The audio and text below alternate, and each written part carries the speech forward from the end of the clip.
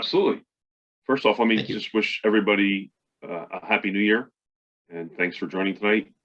I'm Rich Wisniewski from Denville, New Jersey, and I was complaining to Paul once at one of the meetings that we needed like an MC, and I should have kept my mouth shut because now I'm the MC.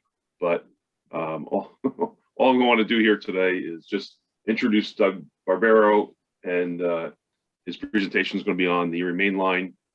Well, you can read it right there, right? Suffern to Oxford Depot. There's been a lot of changes in that territory over the years, and I'm sure we'll learn all about it. So, Doug, well, take it's it away. basically, well, thank you very much, and thank you for having me. This is a little strange what I'm seeing on my end, but we'll make the best of it. We have two parts to this program. I'm still actually working on the second part because when I started putting this together on behalf of Jeff Gabriel, I didn't realize how much stuff I've acquired over 10 or 12 years. So this became quite enhanced, and this first part is about 240 slides. The second part is almost that size, and it's not finished yet. I have to double up on some pictures and images and whatnot, but it's just the closer you get to Middletown, which is in my neck of the woods, it seems like the more and more the local photographers took photographs, and you have plenty of information. So let's get going. The photographs are from the following, not all, but most of them. Railroad Avenue Enterprise, the O&W, Gene Color, as you can read. Russell Begg, I don't know if many of you know of him. Images from the collection of Jim Hutzler, who has a lot of photographs of stations on the Erie webpage. The name escapes me. Bob Collins, of course, John Stellwagen, and Ray Brown. And that's an image, if you don't know, of Newberg Junction. So I've dedicated this program to three people, Ray Brown, Marv Cohen, and John Stellwagen, since I'm privileged to have access to most of their information in one way or another, and photographs and paperwork, which is giving me quite an education. And just when you thought you knew what you were talking about, this information comes at hand and you realize you're still a neophyte.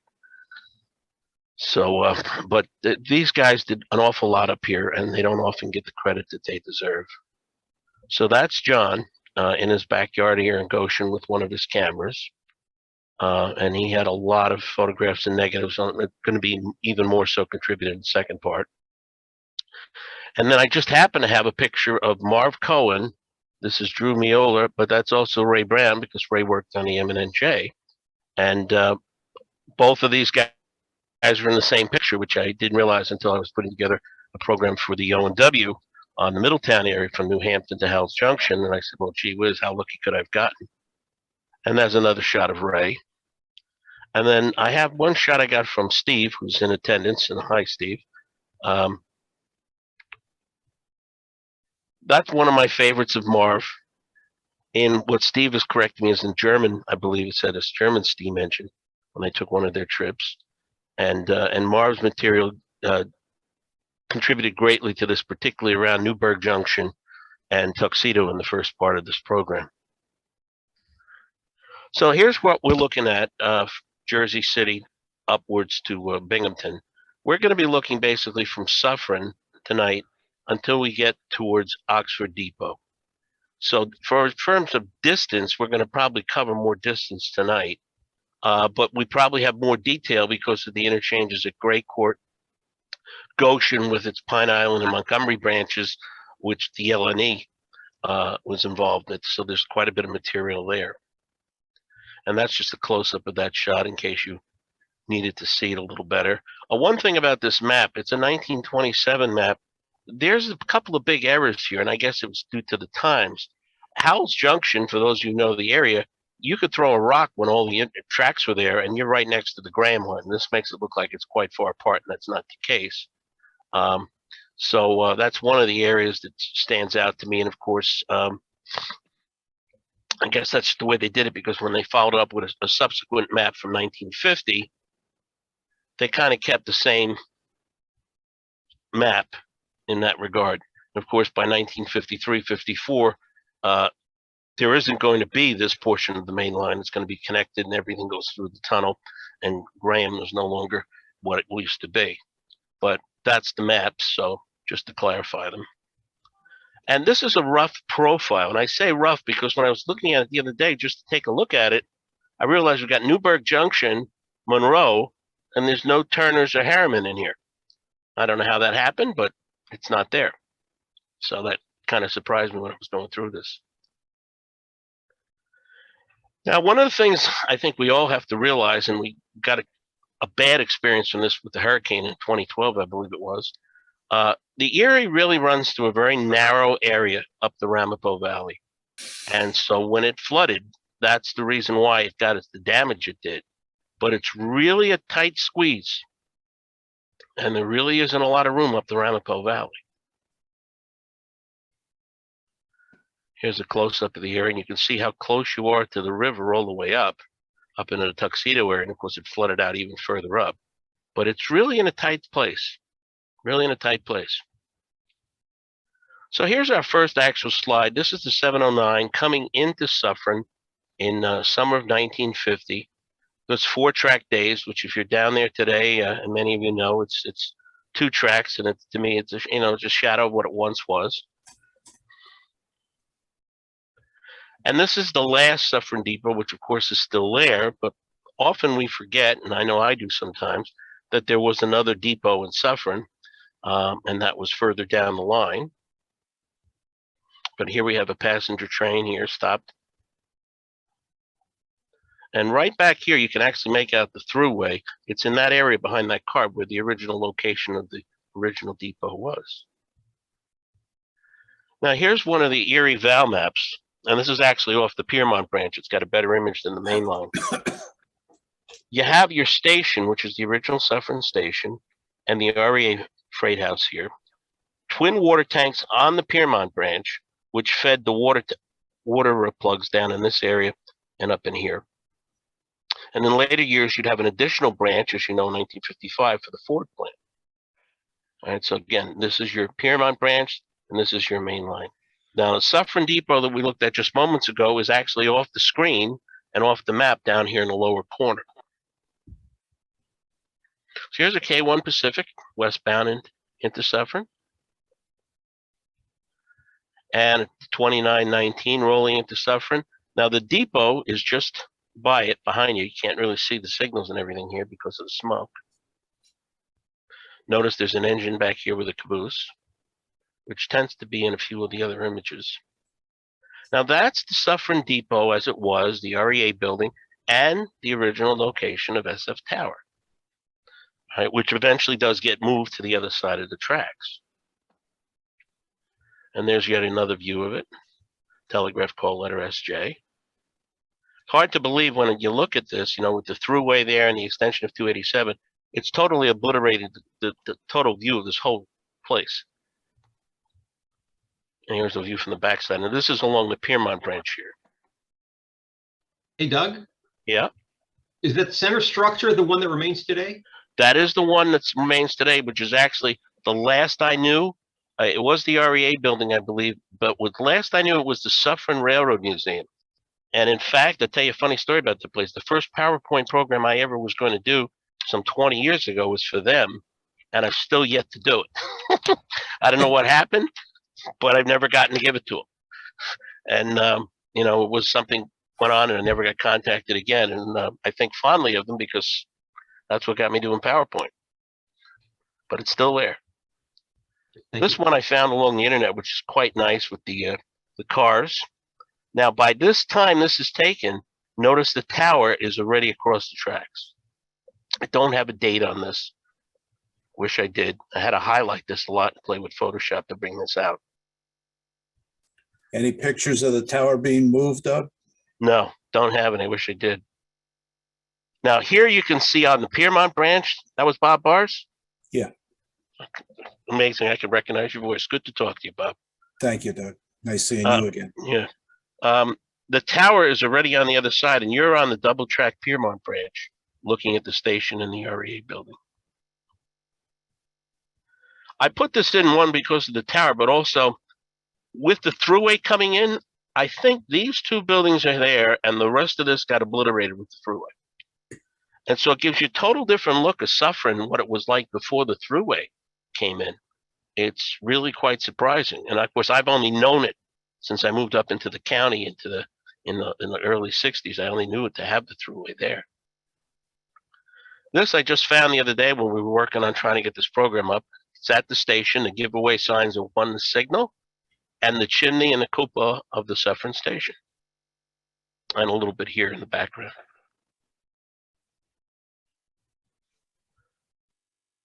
Now here's another train. We've got a K5 2945 westbound passenger. And it looks like there's a Berkshire sitting here waiting. Pretty good sized long train. And of course, station is back here, freight house, and your signal, which most of the time when there's a train there, it obscures the station. That's just the way it's going to be. And of course, if you look at from this area, if it was possible to look from here, because you can't really walk here anymore, but now there's a 3 or 4 story structure in here. Well, some of these buildings have been demolished, and there's maybe it's 4, well, tall, maybe it's 4 or 5. They put in some type of housing not that long ago. And here's yet another one. This is August 12th, 1939. Ready to leave the station. Got a couple milk cars up here, 3 of them.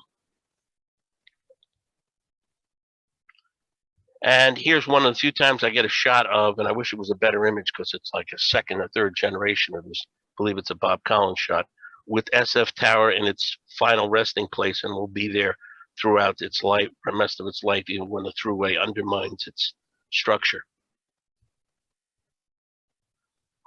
Now, I think this one in particular might be taken from the tower, given the elevation. And you can see the station, the REA building, and traffic on the Pyrmont Branch, as is in this one, traffic on the Pyrmont Branch.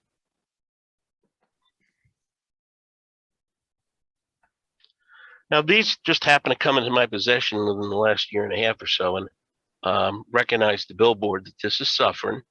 And while they're not as clear as some other photographs, one of the more interesting things about it was what was in the background of the succeeding slides. And that's this. No thruway, the station's gone, and you can see your signals, and the water tank plug is still here, which is kind of interesting because it's got to be like 1952 or 53, thereabouts. And the thruway, at least from what you can see here, hasn't been built yet. But when we were looking at this, and Jeff brought it up, one of the subsequent sides that's going to come up here, this one, you can see the tower, and there's an RS unit coming out of the, commuter yard. There was one additional slide to this little bit of a collection, and there's your Pyrmont Branch here. And that's this. Their appearance, if not under construction, is the line, most likely, to the Floodplain. All right, which kind of surprised me and intrigued me. I wish it was sharper, but there's no question that's too straight for it to be anything from Mother Nature, that's for sure. And you can see the gravel. So the plant was in here, and Jeff remarked, if I recall, that perhaps they were building it knowing that the thruway was coming, and the plant was going to go in operation in 55. But there's, no evidence. Again, it's not that clear of the construction necessarily of the thruway, but that's around the same time period, and so perhaps it was built in that with that in mind. So I found that kind of interesting, and didn't see that at first because I was busy looking at the track and the background and everything else. And when that gets built, of course, that's when the yard in Hilburn, from a freight point of view, gets built, which as a young man, who would have known, not knowing much about the railroad, thought it was always there, but that part of the yard was built directly because of the Monroe plant. This came from Russell Begg, which was a pretty nice shot of an EL unit on former Erie on the Pyrmont Branch. And notice the signal is right by him. You can see the shadow. And yet another one of the 437. The 435 to 440, those SW9s tended to spend a lot of time, in particular up in the Orange County area. 437 spent a lot of her career up in Middletown. Now, not the best shot, but it does show you what a change when that thing gets thrown in the mix. You can barely make out the tower. But one of the more interesting things about it, even though it's not a high quality slide, there's the branch to the Floodplain.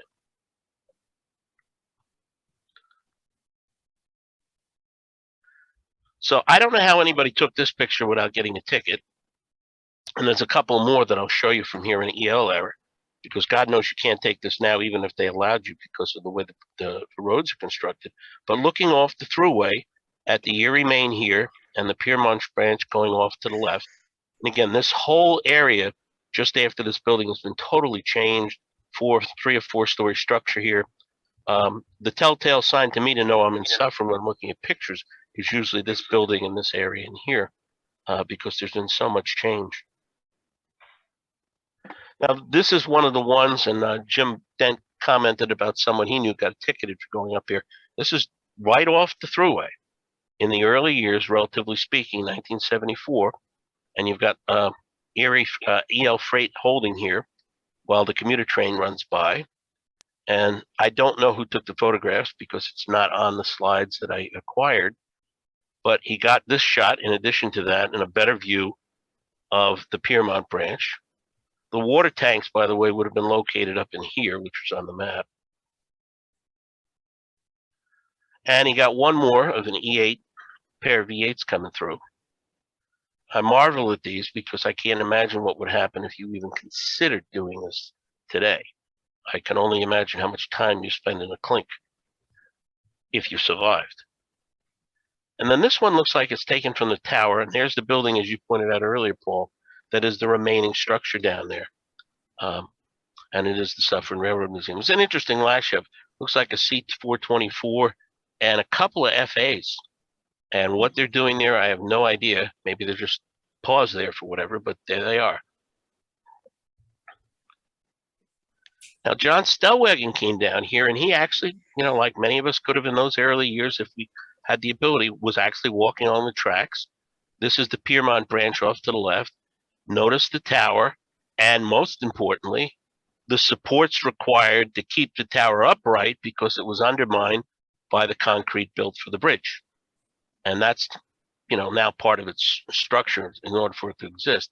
And you can barely see up here, if you look close, looks like there's a wire. Yep, that's true. They had this stack tied on to the upper part of the thruway. And I've got a picture to prove it.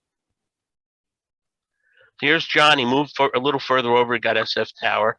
Looks like there's an SW9 and a GP7 switching the yard here. Passenger service. And you're pretty much on the Pyrmont Branch. Now, this is the yard in 1916, but more importantly, this is how it would be most likely until they built the Ford plant. What's really interesting is there was at one time a turntable and an engine house, which I don't know what year that went down. I tried to find it and I couldn't find it, and trying to find some information about it. But the turntable remained, and it does show up in some of the images. And this is your coach yard, which for the most part is what's there today.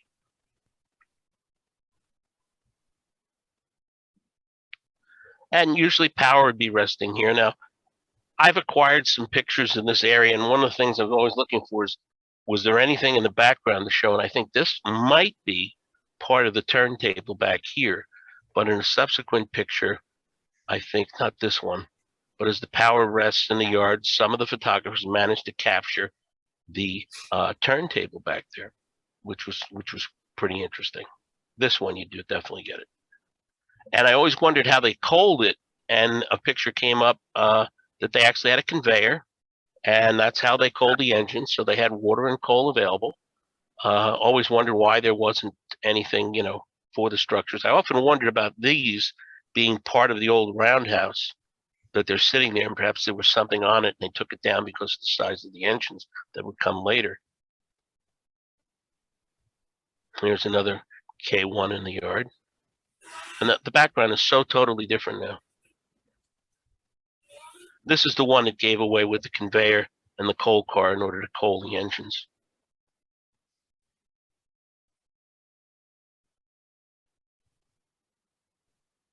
And one running through the yard. This always one of my favorite pictures. I think I acquired this from J.R. Quinn. And this is just a poor copy, but it's kind of interesting. You've got passenger yard with some power and an Erie freight blasting by with a Berkshire. And these cars most likely over to the right are on the Pyrmont Branch.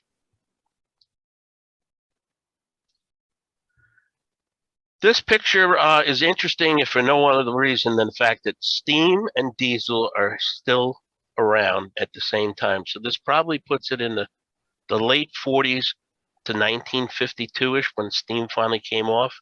In some of Marv's notes, in terms of power coming out of Orange County, he mentioned that it was early 50s and suddenly the diesels were replacing the steam on the computer power from out in Port Jervis and Middletown. So I would imagine something similar is happening down here. And here's, I think, part of that same collection of shots before, but taken from a different place. This is the Pyrmont Branch here, and you're on the eastbound main, and you have your coach yard here. It looks like you've got some power right here, but I don't know what it is. That's a scale test car. Is that what that is? Yeah. Thank you. I was wondering what the heck that was. I couldn't imagine what it was. Then I threw this one in there because this shows you how things have been changing. Look at the mountain, the hotel. There's some building up in the Hillburn area that you can see. Of course, the throughways here. This is prior to 287, but you know it's still pretty large. And in this area here behind the passenger train is going to be the so-called Hillburn Yard, which is used primarily for the Ford plant. Now, I don't know how they got this picture, but this is a great one. You've got your Erie, your Erie Lackawanna Jeeps coming by, and there's your 5-track yard, which is pretty much how it's configured today. The difference is that this is no longer there. This is the lead for the Ford branch right here. Of course, this building and the ones that are here, I think, still remain. Now, I had a couple of aerial shots of the Ford plant, and I think this one came out of an Erie magazine. And if you count the tracks, if it's possible, I think there's about a half a dozen here. But notice how it's angled to the inside towards the plant. Because I don't know who sent this to me, and I found it in my computer files. It's just like a regular filing cabinet. There's getting to be so much stuff in it, you don't remember what you got even having on the computer, no different than a filing cabinet. And I came up with this. And if you notice, the yard is quite a bit larger. And Dick Dilger told me that they had enlarged it, and there's the proof. Down here is actually the main line in the beginning of the Ford plant, which we'll zoom in for in a minute. And of course, the tracks that go through the building. There's a couple other tracks here, I assume, for loading the automobiles right here. This is, you go down there today, you'd never recognize this. It's, it's staggering what's changed down there with the hotel and everything. So I tried to zoom in as best I could to give you a better view of the yard, and it's pretty substantial. I counted about a dozen tracks at this point. And quite the facility, the largest Ford plant. And of course, it made cars that, what do they say, lemons? They had a few problems there with quality control. But there's your Ford plant. Now, I did manage to blow up the lower corner. And what's interesting here is, of course, you have another bridge. This is not the main line now. This is the branch crossing the Ramapo River. The main line crosses the Ramapo River further out past Hillburn Yard. Your main line, your Pyrmont Branch, and of course the Hillburn Yard here. And this is your New York State Thruway, obviously prior to 287 being built, because at this point there would be all types of other pieces of construction here for what's currently there today. Now here's a shot. I think I've got this from, maybe it's Bob Panisi's collection, 428. Working the Hillburn Yard proper. And then I've got a couple of surprises for you that only recently came into my ability to show with you. That one came in, and that's the Ford branch here. And you can really see what's involved in keeping the structure up. And look real close up here. There's your proof about the stack of the tower, all tied on to the New York State Thruway. I assume it was to keep it straight and not falling over because of how the tower had been undermined. I always heard stories about it. I never saw it or noticed it myself in my younger years. And then Eric Piacelli shared this with me, and I said, oh my gosh, there it is. So it's not a tale, it's true. It's true.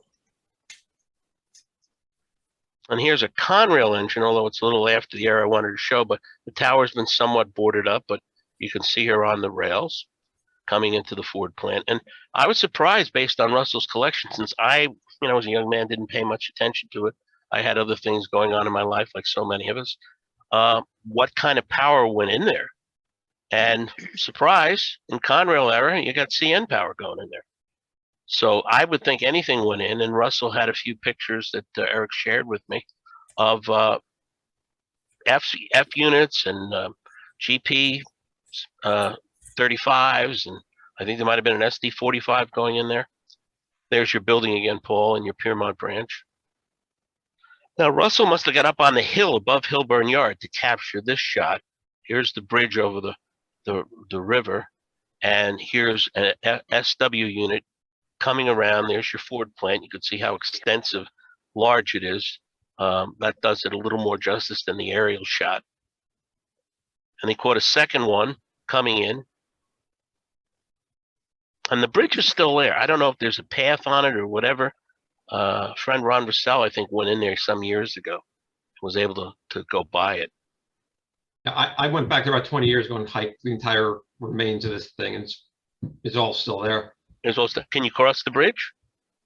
At that time, you could. At the time, I could, yeah. I'm not sure if it's still that way today. Still today. Though. This is one of the couple of pictures that Eric shared with me, and you've got, it looks like F7s all on the bridge. I don't know if it's coming in or going out, but I don't think it matters. If it went in, it's got to come out, and working its way back to the yard. And I just never imagined that would happen. I was always thinking the switchers would transport the cars from Hilburn Yard in and back and forth. But obviously it's not the case, because Russell's captured a few pictures. And Russell Begg, if I recall, Eric said, lived in the Mahwah area. So this was his actual home stomping grounds. And this is in the yard. There's a few black and whites that I had. I just thought I'd throw them in. This unit is the same here, 429. So it's in the transition era. And then he had these, cleaning up the switches, which I thought was kind of neat. I don't recall seeing it that often. And you can, as you look back, you can see how extensively large the yard is. And he had one more image, which was the 429. Looks like it's by one of the loading ramps. So there's my little trip down the Ford plant, and hopefully I'll find some more. Note the 429 there has a wagon wheel radio antenna on it. I think there were like 3 or 4 units that were dedicated to Ford that actually had radio installed. There you go. Didn't pick that up, Paul. I was thinking it was something behind it. Based on what I see behind the engine, I didn't pick that up at all. Very astute of you. Now, this is from the west end, if you will, of Hilburn Yard. And the 917 is working here in May of 1960. And the yard's pretty much the same in terms of its overall length. Now, what isn't the same is this is 4th Street, and sometime in the 60s, I believe, this became elevated so there wouldn't be the crossing at grade of the railroad. I only knew it with the bridge there, and I think the bridge has been rebuilt.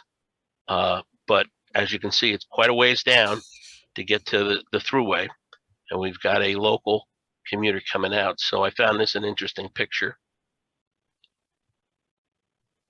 And right there, behind the photographer, would have been the Hilburn Depot. And the Ramapo Iron Works would actually be directly across the tracks from it in its day.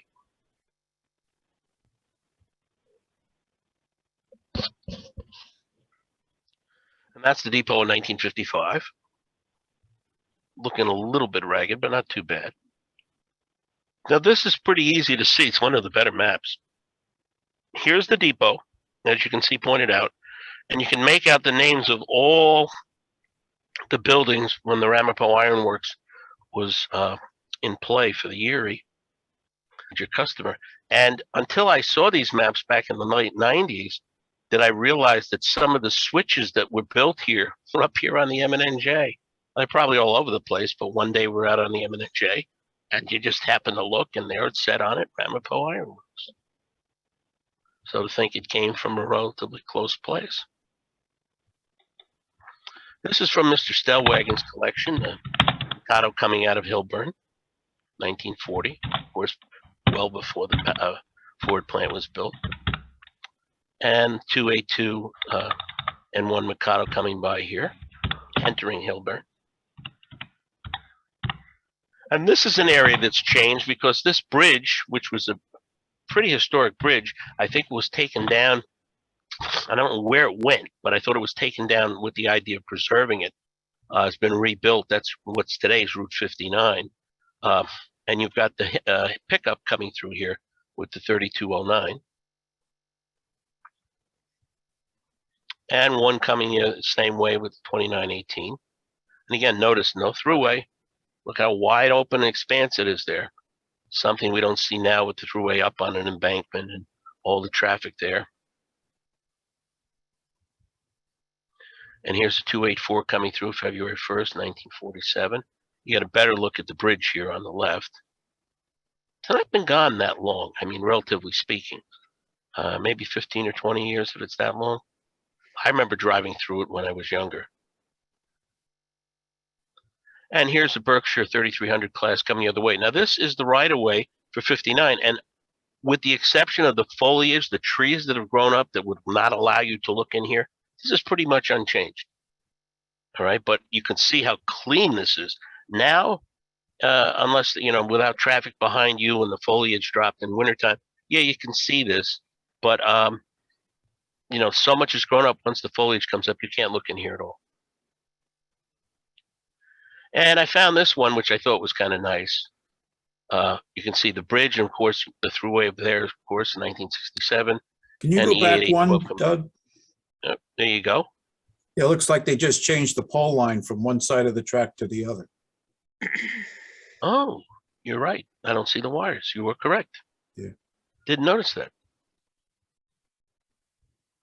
Boy, you can look at these pictures for so long and you still don't see everything. That's pretty amazing. Thank you.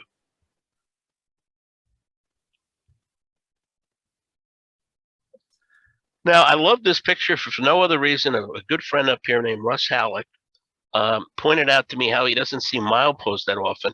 And lo and behold, when doing this program, I can't tell you how many times I put in a slide or a picture and there's a milepost. And this is one of them, 32 miles to Jersey City from here. So when you go back to where we started at the station, that was about milepost 31, just past it. So there you go. The mileposts are going to show up, which is kind of neat. Some of them, particularly on the old abandoned right-of-ways, have been bulldozed and they're gone, and you can't even find them. And this is coming out in the same close vicinity. Notice the mountain back here. This would be approaching the bridge, going away from it, the mountain behind you. Now here's the Ramapo Wheel Works. Here's the station. And the wheel facilities here. There is a bridge here that, if I remember right, and you guys would know better than me, somebody took out this bridge. I don't remember if it was Conrail or not, but somebody came in a wreck and took that bridge out. And it's since been rebuilt. And I don't remember when it happened, but I know somebody did take it out. I don't know if it was EL. Was Conrail? Okay, I knew somebody took it out. And the bridge is, I think the new one is just to one side of it or the other. I don't recall if there are many of these structures left. There might be one building or two, but I can't even drive down there with all the traffic. I'm usually on the thruway when I was commuting anyway. There's so much traffic now on Old 17, which should be here. You can't even get through there on a regular basis. Now here's our Ramapo Depot. I never did find out what this was. I mean, obviously it's an interlocking tower, but there's also one down here. And the only tower that came up in the 1903 telegraph book is the one at Sterlington, which I don't have a picture of, but I wondered if that's it, even though it's, you know, a bit away from Sterlington. There's nothing listed in that about a tower being here in the books I have, nothing by 1917, of course, but I find it curious. I'm assuming that this replaced that, and it's an interesting structure for that in this area. And that's a really nice shot alongside of it. You know, it's a nice looking station. But interesting, it's got the tower on top. I suppose you can look at that as a kit bash. I just think it's pretty neat. You know, I love railroad towers and I love board and batten stations, and that's the best of both worlds, I suppose. Now, remember this picture. This is one from Russell Bay, and this is roughly in that same vicinity, because he catches up with this later on up at Tuxedo when we get to see it again. But it's a pretty nice picture. And Paul, you know what I'm going to say about this paint scheme? I said this to Jim, and I said this to Jeff. I'm an Erie fan, and I'm a Delaware Lackawanna fan. But I have a problem with this early paint scheme. It's not the Erie Lackawanna paint scheme. So I've always seen this as if you neutered that. That's how I've seen it. And it just always bothers me. You know, it just, I don't know. Wings are gone. They clipped them. So I wish everything was painted in the later scheme, but obviously they had a transition. Well, this is a little further up the line. The Ramapo River's behind you. You got train 9 with 5 empty milk cars in the 2918. So that's quite a train there. And then this is one from Don Furler. You notice the difference in the image. I managed to watch a program about Don that was on YouTube, which I'd wanted to see. Jeff had given me a link to one of Alan Furler's programs. But one of the interesting things about Mr. Furler is the different size negatives that he went through. And I always thought he was shooting a 4x5 speed graphic. Turned out he had one that was even bigger, like a 5x7. So his pictures really do pop with the detail. It's like it's going to run off the screen. And it's amazing whatever he photographed. And this is a beautiful, and the train goes back quite a ways. Look how far down you are. Here's 2541. You know, we're almost the same position. Now, this third track came out sometime during the Conrail or late Conrail in Norfolk Southern. When I used to drive to work, that was still there. It wasn't unusual during the rush of commuter traffic that there'd be a Conrail westbound sitting in here. And that's gone now, of course. Here's one coaching Sterlington, 1940. Now, I put this in because I've always forgotten to do it. I think this might be a Bob Collins shot. But on August 17th, the ONW had a nice little wreck from Livingston Manor, derailed its milepost 62.7, which is slightly, if you know the ONW, slightly east of Burnside in that area. And as a result, their traffic got tied up, and gentlemen were out shooting. I guess Mr. Collins knew what was going on, working for the Erie, and caught an ONW detour train here in Ramapo, heading up, and I suppose it would come all the way up to Middletown, go up to the station, back down what is the third track towards the M&NJ, and then once past it up on East Main Street, connect on what we call the long crossover, what's referred to by all the railroads as the long crossover, to get back on ONW home rails, because there'd be no way otherwise for them to do it, and it would be meaningless to go up the Montgomery branch to Campbell Hall because the number of switching maneuvers it would take, because it just doesn't line up properly. But there it is, the ONW running on the Erie. Here we have a Berkshire. This is part of Mr. Stellwagen's collection. And the station's telegraph code letters SW. Now, there was a tower with telegraph code letters SJ, but I've never found a photograph of it. I'd love to find it. And I looked on the 1916 maps, hoping to at least see a foundation for it, and I couldn't find it. So they obviously didn't think it was that important to write. Sometimes on the Erie 1916 VAL maps, you'll see, you know, foundation of old tower. They mention what the tower was in that location, and there was nothing there. I combed over, so you know, it's one of the things I might like to know where it is list. Now here's the map of Sterlington. There's your depot, the Sterling Mountain Railroad coming in here. It used to be a Y, obviously, in this area. Ramapo River. Now, notice the name of this in our world today. I'm amazed at some of the names that are on the maps. One of the other ones that I'm amazed is Murderers Creek County area, because there was a murder on it. But I was astounded at that. And I only noticed it the other day when I cropped it out. I was like, that was the name actually on the 1916 map. A different world. Now here's the Sterlington Depot. All right, now the Sterling Mountain Railroad is right behind it. And here's a couple of views of the station. This is Sterling Mine Railroad behind it. This is the front side where the Erie is here. These two 3/4 views. And then just a little ahead of it in this neighborhood was this 2945 coming through. And it's got a couple of milk cars. I'm not sure if it's this picture or the next one. They're both in the same vicinity. And one or both, it said Great Bend on them. And given the telephone poles and the mountains, this is in this area. There's no doubt about it. And this one's getting closer to Sloatsburg. Now today, the thruway would be here and the rest area would be in this neck of the woods here to the right, which I think shows up in a subsequent image. Yeah, this is one of them. I've gotten this picture, and I think I got it from Bob Panisi, Railroad Enterprises. And what I never realized was this date until I put this program together. And the reason it's here is because of the accident that happened in Sterlington. That was the head-on collision. And that's probably why it's paused and someone was able to get a picture in this area of that particular train.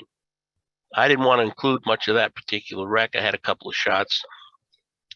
But as you know, that's what it was, and that was the day. So that image was taken that day, and it's probably sitting there waiting until it's finally had some clearance to get around the wreck and the number of people who perished in that accident. Didn't make a connection until I started doing this stuff.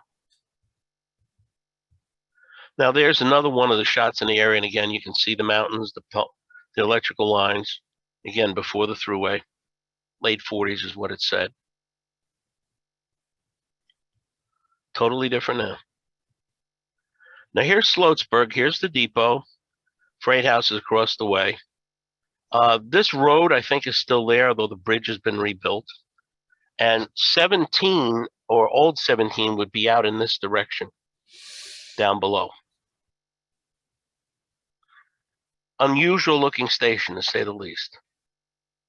I always thought of it as belonging at an airport. There's something about it that just doesn't look like it belongs on a railroad. I think it's the 2 stories with the flat roof. Could mistake it for a tower, perhaps, but there it is. A bit unusual. These 2 views make it seem much taller than it probably is, but, you know, that's, of course, the Erie main line on both sides here. Unusual station, at least. And I found a couple of pictures. Now, that's the bridge I mentioned to you going over the tracks. And this is an eastbound coming in, heading out. And now we come to where we're really finally in Orange County, Rack Tuxedo. Now, Tuxedo, with the possible exception, if you want to argue about Port Jervis, is the only place in Orange County where you can still catch a train at one of the Erie train stations. There's still trains that stop there. Everything else is gone. The tracks are gone. You know, there's nothing left. So this is the depot around 1909, and they're working here on the platform down below, doing some kind of work here on the concrete. The station would eventually get stuccoed, as you can see here. And the bottom one is 1973. But that's how we knew it, and it doesn't look like that now because they've removed the stucco, and I don't have an image of the new station. Unmistakably, if you've driven up Old 17, these structures in the background. And another view of it. And no, these are not things I could have taken out. This is actually, I found a number of pictures. They must have done some work here, and this is left all along the station. First, I thought there was something on the platen when I scanned it, and I said, no, it's on 3 or 4 different images. So I did some work, and something got left here, some tubing or whatever, on the station. Another tower-shaped structure on top of the main floor. Yeah. This is probably my favorite station, only because it's, you know, it's still getting traffic, you know. And this one you could see even when you're riding on the thruway. If you're in a slow lane, letting everybody blow by you and telling you you're number 1 while you're doing so, which usually happens. I always laugh when people would do that. At the old toll booths, that would happen often. You know, I would slow down like you're supposed to. I just smiled and waved to them. It really ticked them off. You know, people always telling you you're number one. Now, this is pretty interesting. There's pictures of this in the Erie in color, I think, with Bob Collins. There's a couple of pictures of this. Larry did this, Larry DeYoung. And this is the wreck on April 5th, 1951. And Marv Cohen got down here, and he took quite a few images. What I didn't realize when I was scanning it is there's two wreck trains. And until I scanned one of the last slides, that I realized one came up probably from Jersey City or Croxton, if you will. But this is the one coming from Port Jervis. The back's down. And this was quite a wreck. It blocked the complete railroad completely to cross all the tracks and damaged the station on both sides. What was the date on that wreck, Doug? April 5th, 1951. I meant to look up what the conclusion might have been, and I never got around to it. What could have caused it. And this was train 90 out of Buffalo. And you got a hopper car, which is a little hard to see. I tried lighting up right under the western side, damaging the building here. You can see it's damaged this here. And of course, the wrecker is in here starting to try and clean up the mess. And then you got a boxcar on the other side. It's share of damage on this part of the station. So I suppose if you were sitting in the station when this happened in the wee hours of the morning, because the train would have got down here, I don't know, between 3 and 6 o'clock in the morning, based on the schedule, and you were sitting in there, you would probably have your jaw drop because the stuff is flying all around you. Just like the story I heard of the guy when there was a wreck up at MQ Tower and the stuff is piling up on every side and just holding your breath. Quite a mess. And they had quite a problem. This is looking from the west side. The station is down below. I'm not exactly sure where these were, but they were some of the clear pictures that Marv took of the stuff. This looks like it may have been partially cleared off the tracks. He did get some nice images of the derrick.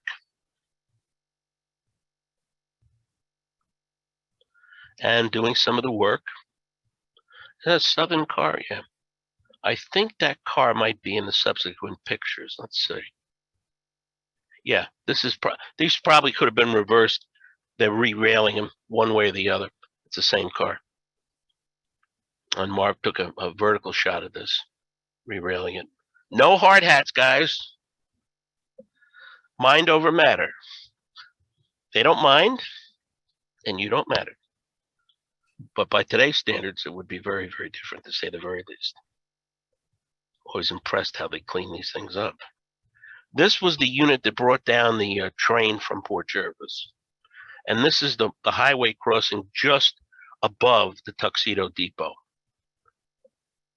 We had a number of other images of the wreck, but this was the one I chose to put in here after that because it was the one image that showed you had two derricks in here. And they obviously have the westbound main clear for the Erie Limited coming through later on in the day. I don't know what time Marv got down here to take these photographs. It was an overcast, hazy type of day. But quite the mess. Quite the mess. This is a little happier days, August 3rd, 1957. I don't know what train this is, but given there's an E8 like this on it, you've got a black PA on it. Could be the Lake Cities, could be the Erie Limited. I didn't tend to look at the schedule, but I'm surprised it's not one in the two-tone green at this time, but maybe it just wasn't available. Here's a commuter train in front of the depot. That's the freight house over here. I've always wondered what this is. There's a lot of people getting on. It almost look like they're in uniform, either getting on or getting off, whether it was a fam trip. I see I have a typo up there. Should be of uniform people. But there it is. It's a pretty nice shot. And you can see there's still a number of tracks in here in 1959. Hey, Doug, I seem to remember hearing a story, maybe someone on here can remember more, but I thought that there was a train that ran, that brought school children. It was like essentially a school bus. And I can't remember where they were Really? coming from, but they were going to Tuxedo. Well, the Tuxedo High School is slightly behind this train and on the other side of 17, which I think is now closed. So there is a school there, but I'd never personally heard of that myself. There was a parochial school up there, and we ran a deadhead up there ran to there and deadhead back to Suffern, and then went up later in the afternoon and brought the kids back to Suffern and distributed them all the way down the Erie to Jersey City. Really? You remember what the school was? That's it, Gordon. That's right. Thank you. That's Gordon David. So that was an actual operation. Yes, Wow. I don't remember the name of the school, but it's in an employee's timetable as a special for that school. Really? I'm going to have to look that up. I can too, but I'm too interested in hearing what you have to say. No, but that's something I'm definitely going to look at. I've got enough timetables here. New York Division timetable. That's what all those kids Maybe you that's see there it. are. Well, how about that? I learned something. That's pretty interesting. I never knew that. I rode that train that shoved out at Hilburn from Suffern Yard, shoved west on track 2 to Tuxedo to pick up the school kids. We were rail fanning around, and they let us ride, and that's what it did. And then came back east and worked as a local mainline train east of Suffern. How about that? Never would have known. Yeah, I can Guys. find the number of that. I have a photo of it. I took a couple of pictures that day around 1970. Pretty interesting. Wow. That would have, now if I was an Erie rail fan as a kid, even if I had to wear a uniform, that would be the best part of my day. That's no question about it. No doubt about it. I think it was a girls' school. Yeah, all the more reason to want to take the trip. Well, here we were a couple of pimply faced teenagers, and the train loaded up with all these high school girls, and we were just totally clueless. Yeah, well, back then, you're always too shy to speak, and you always admired all the young ladies. I think that might have been train number 50. 50? Yeah, I gotta 50. write that down. So you think it's 50? No, 50 No, ran out no. of 50 ran out of Monroe. It was a deadhead up Yeah. there. It was an afternoon train. It was like 1170 sounds like too high a number. It was an 1100 series, though. 1100? Yeah, I'll look it up. I'll look it up tonight. You've piqued my interest. Yep. Now, this is a great shot because I've got two on the same day coming up here for you. May 21st, 1959, Erie 859, with most likely a commuter train coming in Tuxedo. And of course, she's been repainted to match the E8s. So when E8s get swapped out, this comes in and it looks to the average person like it's the same consist. Of course, Marv has some pictures where you have an E8 on the point with a PA and another E8. He had a couple up in Middletown, I believe, in that type of order. But here she is, and sometime either before or after, this came in. And that's one of my all-time favorite pictures. I mean, I always wished I could have got there to take a picture of any train when I was able to rail fan. I don't care, Conrail or otherwise, because you'd have to be there because you've obviously blocked the crossing. And this was the crossing we saw earlier where the GP7 was posed. But there it is, number 6, the Lake City's coming in, and it's wrapped around here. And old 17 is right behind the train here, wrapping around. So if you could have paced it, depending on the traffic coming in, you'd have quite a shot. You'd have a better chance, of course, for the westbound. But it's really right next to it. It's one of the more photogenic places if you can get off a shot. This I like because there's two trains having a bit of a meet here. 1966, the 813 is leading train 70 east, and E8 830 with train 21 is approaching on the westbound track. So you've got two trains, the 813 leaving. This just looks like she's just leaving the station or she's just sitting there, and train 21 is approaching. And it looks like the other yard tracks have been wean grown and not being used now anymore based on how they appear. And 17 is right behind this. A little bit of greenery here, and there's those I forget the style of building with the stucco I'm also fond of that are still there today. My daughter got married at a church right over here, so made me even more fond of Tuxedo. Here's the depot in 1966. And that was a really nice one I found in 68, which is interesting because there's a car here on the station track. And I don't know, that looks like it could be F7s and F3s. It's tough to tell. There's the grills on the back side, so they probably are F7s on the back. But beautiful picture. Beautiful picture. That's an F3. It's got the flat mounted number boards on the side. What do you say, Paul? I couldn't hear you. It's an F3. It's got the flat mounted number boards on the side. So the F3 up front. I'm looking back here and I'm thinking these might be, the grills might be the F7s down the way down here. Yeah, they look like F7s down there. Yeah. The lead unit's definitely an F3. Right. And that's the post office in Tuxedo, which I think is still in use. And this is coming around that curve. There's 17, well, 17 right next to you. Train 70 coming into Tuxedo. Now, I think I'm about halfway, roughly halfway through my show. Did you want me to pause for anything, Paul, or can I keep rolling? I'm glad you stopped because we have a bunch of stuff here. Let me go back through the list. I'm sorry for my gravelly voice. Yeah. I'll go back to the start. Comment from Mark Schmidt. The shot of you had of 2509 at Suffern is a K3, not a K4. It's a K3. That's what he says. EK3. 2509 was the K1. No, K1 started at 2510. A K3? Really? I thought it was 2509, the one that was blocking the station? Yeah. I don't want to get out of this mode in case I lose it, because I've had trouble with this computer. We can come back at the end of the presentation and look at that. Yeah, we'll take a look at that one. Next comment from Bob Crone, a red and black tan bus also, and I can't remember the shot, but had to have been somewhere near that Suffern shot. Okay. Comment from John Barth. I've seen Ramapo switch stands in Central America, Guatemala specifically. How about that? Comment from Gordon. Were Suffern trains limited to K1s on smaller engines because of the length of the Suffern turntable? Yeah, that would probably, it's only, if I remember right, it's a 70-foot turntable, 75, which is about the same size of the one they used up in Middletown on the M&U. They could just squeeze it on there and it just barely fit. Jeff Gabriel replied to that comment with sometimes longer steam engines back to Walwick wide and return to Hilburn Yard. That would make sense. Another question from Gordon Davids.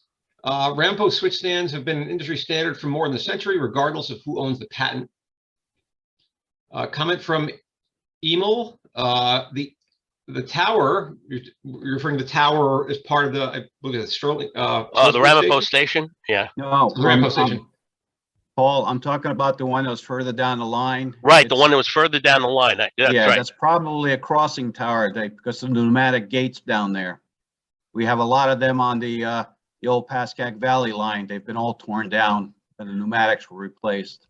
The only issue I have with that is as you go further down the line, the only thing that's behind it is the river. I mean, there's nothing there. So, I mean, you know, what else would it be? I mean, there's nothing behind it. The river is literally almost right behind it there.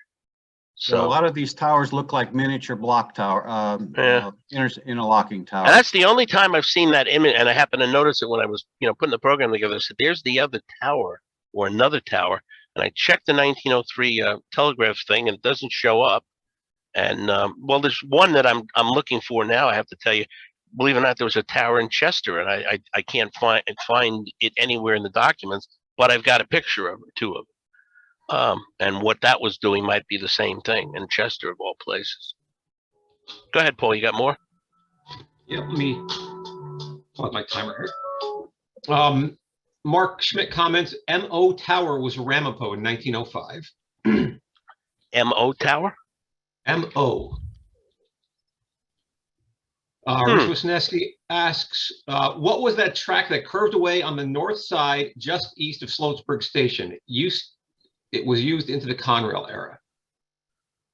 On the north side. Curved away on the north side just east of Sloatsburg Station. I don't know. I'd have to look at that. Next comment from Jeff Gabriel. Architectural style in Tuxedo is Tudor, I believe. Okay. And Bob Crone has what I think is the definitive answer on the 2509. 2509 was a K3, one of a kind Alco Pacific type that the Erie bought. I think One of a kind. One of a kind. No, I think that was Alco's 25,000th locomotive. Paul, this is Amo. It was a demonstrator. I think of it Yeah. as a demonstrator that Alco ran around the country and the Erie bought it. Yeah, that was the K3. I'm sorry, I missed that. And that's true. I remember that engine. So the 2509, even though it's listed with the numbers of the K1s, is a unique engine, a one of a kind, and it's a K3. That is correct. I remember the story behind that. I would never have picked up on that one. The nephew of Tom Sanek. Wow, that's pretty interesting. Yeah, and this is Amo. If you look at the profile or a side of it, it almost looks like a lot of the New York Central Pacifics that were built at that time. Wow. Is that the one that had that very long rectangular tender? Well, I think it had a Vanderbilt tender in that picture. Okay. The one I had, if it's, I think it is. But I have to admit it, there was something about it, even though I love the photograph, that looked slightly odd to me for an Erie engine, and I just passed it off as well. You're just looking at it and you got other things to do. But I never would have thought to that, and I didn't bother looking up in a roster, of course, because it's 2500 class. So I said, oh, it's a K1. Move on. That's right. I forgot that too. But it was the sole engine of the K3 class. Wow. I got to look that up. I'm making notes here. A comment from Rich Wisniewski. I have a block sheet from SF Tower from January 7th, 1969. Train 1155 ran west of Suffern, 8:28 a.m., returned as X56 at 8:55 a.m. At 3:25 p.m., X55, ? Departs for TC, returns as train 1172 at 4 p.m. Okay, 1155 and 56. I'm going to look those up. And one last comment from Mark Schmidt. There was a CS telegraph call at Chester, which was a block office and may have been the tower. Yeah, it said CS. It actually says CS on the tower, by the way. But in the 1903 book, I have the other ones here, a couple other ones here too. It only lists the station. It doesn't mention anything about a tower. And yet there it is. It actually says CS actually on the tower in the photograph, which is kind of neat. I have to add that to the program. It's going to be a little tricky to do because it's small image and not high quality, but I'm going to try and get it in the second part of the program because seeing is believing, in that case. If I hadn't seen that picture, I would never have believed it. So we caught up. Last word goes to Mark Schmidt, who was another final comment on the 2509. He says 2509 was Alco's 50,000th engine, built with a rectangular tank, later equipped with a Vanderbilt. Oh, so we had the picture of the Vanderbilt, if I remember right. Yeah, I don't think it was a square tender in that picture. I think I know exactly the one he's talking about too. They would have changed the tender so they could fit it on the turntable. Yeah, that would have been a problem. And that's the last question for now. Well, we had more than questions. We had some great comments. I got educated. I enjoy that. That's fantastic. That's really fantastic. A lot tonight. Yeah, that's really cool. Makes being stuck in the house with all this craziness in the world much more fun. Let's put it that way. So, all right, we can proceed then from here. Fire away. Okay, we were here. This was slightly north of Tuxedo, and this is in the reverse curves along the Ramapo River. And this is the 815 coming in. I don't know how they got this picture, but it's a gorgeous shot. It's really fantastic. I'm very fond of it. The only thing that would have made it better if it was just black and yellow, but it's still poof. What a great shot. And you can see it's got at least, it looks like it's got 1, 3, maybe 4 cars. It looks like 3. And that's 17, old 17 right behind you. Road's the same way, and the one track that remains, same thing today. By the way, that's former Lackawanna E8, not an Erie 8. Really? How do you know? It's the 815. The 815 was involved in a wreck where they replaced the nose door, the second headlight and the nose door with a solid regular door, which is why it looks like an Erie. Looks like it's brand new. And the horns also are another giveaway too. And bug the reflector. you plug under the nose, or alongside the headlight instead of underneath. the Oh, headlight. hadn't noticed that. Okay, you got me. I gotta check. I gotta fix that too. This is fun. Oh no, what's happening there? It moved too far ahead. Well, here's the 3382. It's great that you noticed it. Train 85 west of Tuxedo. And again, that other shot we saw earlier was down here. And here we are snaking around in the S-curves, and you're right by the highway today. And this is just a little further up the line as it's moving over, slowing down for a stop, coming into town. This is the shot that I mentioned to you earlier, Russell Bay. And it's almost where the steam engine shot was. And it's really gorgeous. Every now and then, when I didn't carry my camera, which makes sense, I would catch a train here. And when I carried my camera, I didn't see a damn thing. So I usually knew I'd get lucky if I didn't have a camera, because that's just the way my luck was with catching trains. Always worked that way. It's a little further up the line. This is the Ramapo River skirting from one side to the other.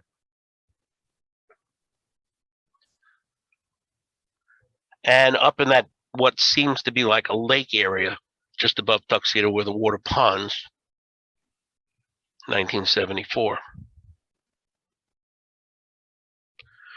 South Fields, next place of our destination, which is long gone. There's the depot in 1909, telegraph call letter SU. Not bad looking depot. Nice board and batten. It also got the stucco treatment, like so many of the stations. And here's an E8 coming by with, it's actually 2 E8s with a local commuter train in 73, most likely from Port Jervis. Where else? Station's starting to look a little ratty.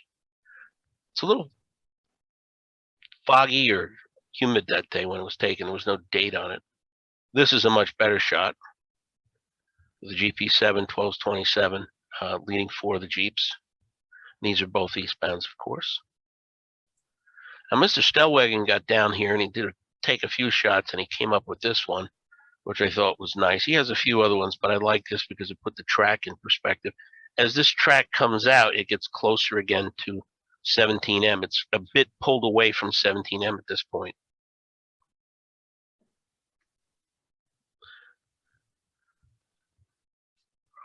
Now, our last stop in this area, Arden, we were talking about this in Jeff. Now, this is a topographic map from around 1910, 1909, something like that. You'll notice here, it's much wider. When they first had the Graham line in here, this is 4-track territory in here. And there was a tower at Arden to control some of this. Now, it didn't show up on the maps, but based on the photographs, I figured that GW Tower was slightly west, geographically north of the Arden Depot. And all this got obliterated when they put in the thruway, and the station got moved, which is still there, what's left of it, which became the post office to the other side of the tracks. And there was an overpass put in here. So there's the Arden Depot. This is looking from behind the Erie main line here. This is looking at the southbound side, if you will, or the eastbound side, if you want. This is the northbound side, of course, and the one that gives you away the tower is this one. And from here up, it's 4 tracks to Newberg Junction. At least it was at one time.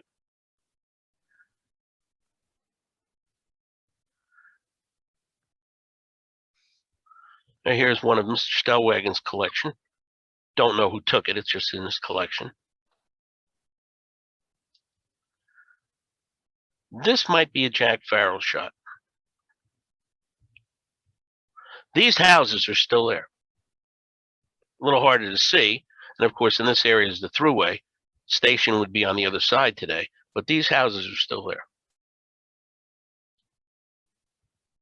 Eastbound at Arden, Saturday train only. And it's still, the terrain is pretty much the same. It's like a floodplain in this area, which again got hit by the hurricane. Although I don't know if there was as much damage here because the water had plenty of area to spread out. I don't recall how bad it was. I know south of here into its Southfield and Tuxedo, where it narrowed, it did a lot of damage. Almost had to rebuild the railroad, which they did. I think this is a Bob Collins or Don Furler shot. I forget which. And there's your station, and she's really making time here. Prominent houses, of course, in the background. I think these might also be Bob's as well. 1951, same day, near the end of steam, which is quite neat. Now, like anything else, as you've already seen, it got the stucco treatment too. All right. The new depot replaced it on December 23rd, 1955. The one that looks like it's a prefab building that's still staying there. I don't think the post office is still in anymore. But that's when the new depot took place. And there it is. And there's an amazing thing in this picture. And maybe you'll notice it. There's not much traffic here on the thruway. You can't say that anymore.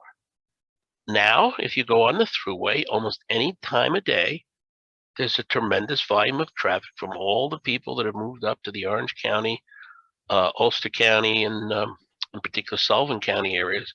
And no matter when you go on the highway, it's congested. And I used to come home from work through the 80s and the 90s at 3 in the afternoon, having started classes at 7 a.m. And you had a nice leisurely drive home. That's not the case, nor is it like that on 17 anymore. It's rare to see traffic like this. Very rare. This is taken off the Arden Valley Road Bridge, which is still there today. And that's the depot, a little better look, which people would remember it by. And it was the post office there for quite a while. Of course, we're still in 2 tracks here, even though it's just taken, I think, in the early 80s, this picture. Now, off that bridge, this shot was taken. He's almost to the other side of the thruway to capture this image. And you can see this is the floodplain area of the Ramapo River. So it's not uncommon. We have heavy snows and heavy rains that you would see water here when you're driving up and down the thruway. Very uncommon, very common. When we have the extreme weather, which unfortunately we're getting too much often, it really gets pretty high. But there's room for the water to spread here at least. But the further you go down, it's not quite so wide, and that's again where a lot of the heavy damage took place. Now, this is probably my surprise in the first part of the show, Newberg Junction. This is actually a shortcut map. It's a little better than the one on the main line because it somewhat centers on the map the Y that makes it up. So this is really the shortcut. And it was double tracked because the Grand Line gets built in there. But that's what it is. You can clearly see it written right here, Newberg Shortcut, still called a shortcut. That's the reason why the stations are running all the way up to Highland Mills. Newberg Junction Tower, NJ, is right here. And the milepost, 45, is pretty close to it, right by it. And here's your double track main line and, of course, the Y. Now, this part of the Y, I think there are still 2 tracks, although I'm not so sure if they're both connected to what's left to the main. You do see some Jersey Transit stuff and track equipment parked here from time to time. This was still in all the way up to Foreman and Para for a while, but again, I haven't been up there in 20 or 30 years to even walk to look at it for obvious reasons. And so I don't know, but I did manage at one time, which I couldn't find, had a picture from where the station is now of a, excuse me, transit train coming through here. And a Conrail train actually was back there waiting for the parade to pass. For whatever reason, it was in the snow. It was the only time I ever caught a picture of Newberg Junction. It was in the early 80s. So here's Newberg Junction. The tower is off to the right. And this train is coming off the main line. And as Jeff Gabriel pointed out, he said that same little structure was in, I think he said, was it Ridgewood Junction in the Y down there? Something like that. So there it is. And here are your control rods. Now here's a surprise, and these pictures should be a surprise. They might be lacking in a little bit of quality. These came via Marv Cohen's collection, but they were listed as being taken by a gentleman named Tony Rotolo. So I assume he had some access, perhaps he worked for the Erie at the time, because he's actually in the tower taking this picture. And this is your milepost 45 right here. So here's Erie F3s coming on and switching over. At this point in time, it's 3 tracks, not 4. And it's switching over to the westbound, Graham Line track. Now Tony's actually on the ground right next to the rods.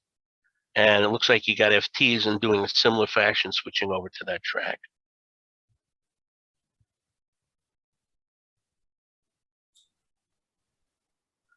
He turned around and he took this shot. And you can barely make out 45 here. Newberg Junction Tower, for the towers in Orange County, and the only one that comes to my mind that I can recall seeing, and this is of course many years after Erie Lackawanna was gone, but SR Tower out in Susquehanna comes to mind, because I don't believe that's made out of wood. I think it was out of stone or concrete or something other than wood. I can't recall what it is, but this is made out of stone. All the other towers in Orange County are all made out of wood. Here's another shot up in the tower again. Train coming in. Almost looks like the engineer's out to pick up orders.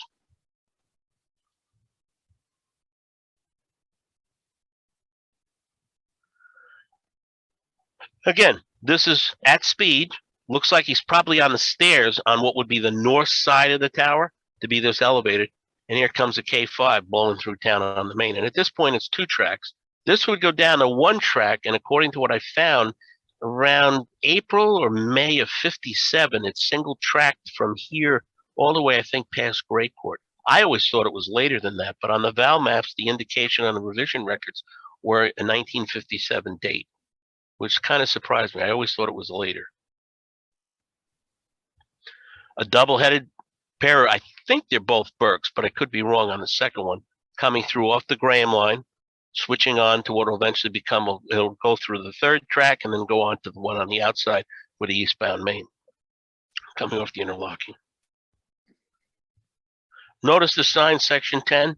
You're going to see it again in the snow picture, and you're going to be surprised. This is a pretty tall emblem here. Here's another train off the Graham line. Almost in the same position, if you notice, that the last one's in. And he's probably standing on the stairs just the same way.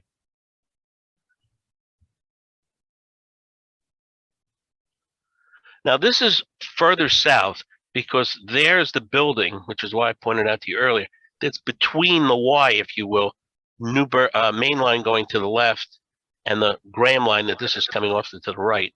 And the tower and the interlockings are behind and obscured by the train. But if you look at this right away, looks like you could add another track here. So however they changed it and whenever they changed it, it's certainly pretty wide there. And it would support the 4 tracks that show up on the 1916 maps. Remember I said snow? There are the guys, maintenance away guys, digging out the levers for the interlocking. I don't relish doing this on a regular basis. All right. God bless the men who did it. That's a lot of snow. It's a lot of snow. It looks like it's at least a foot or 2. At least, especially in here. Maybe it was drifting, but this looks pretty deep. Notice down here, you're on the other side of the tower here because there's the building between the main line off to the left and the Graham line to the right.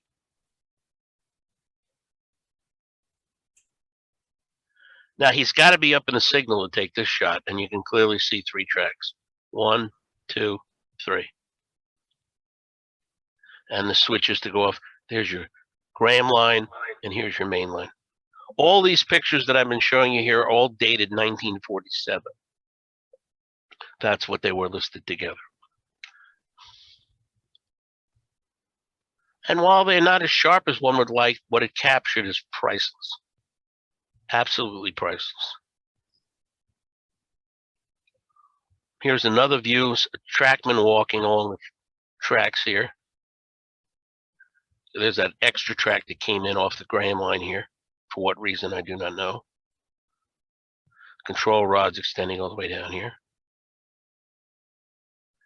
That's probably my favorite shot of the whole bunch of them.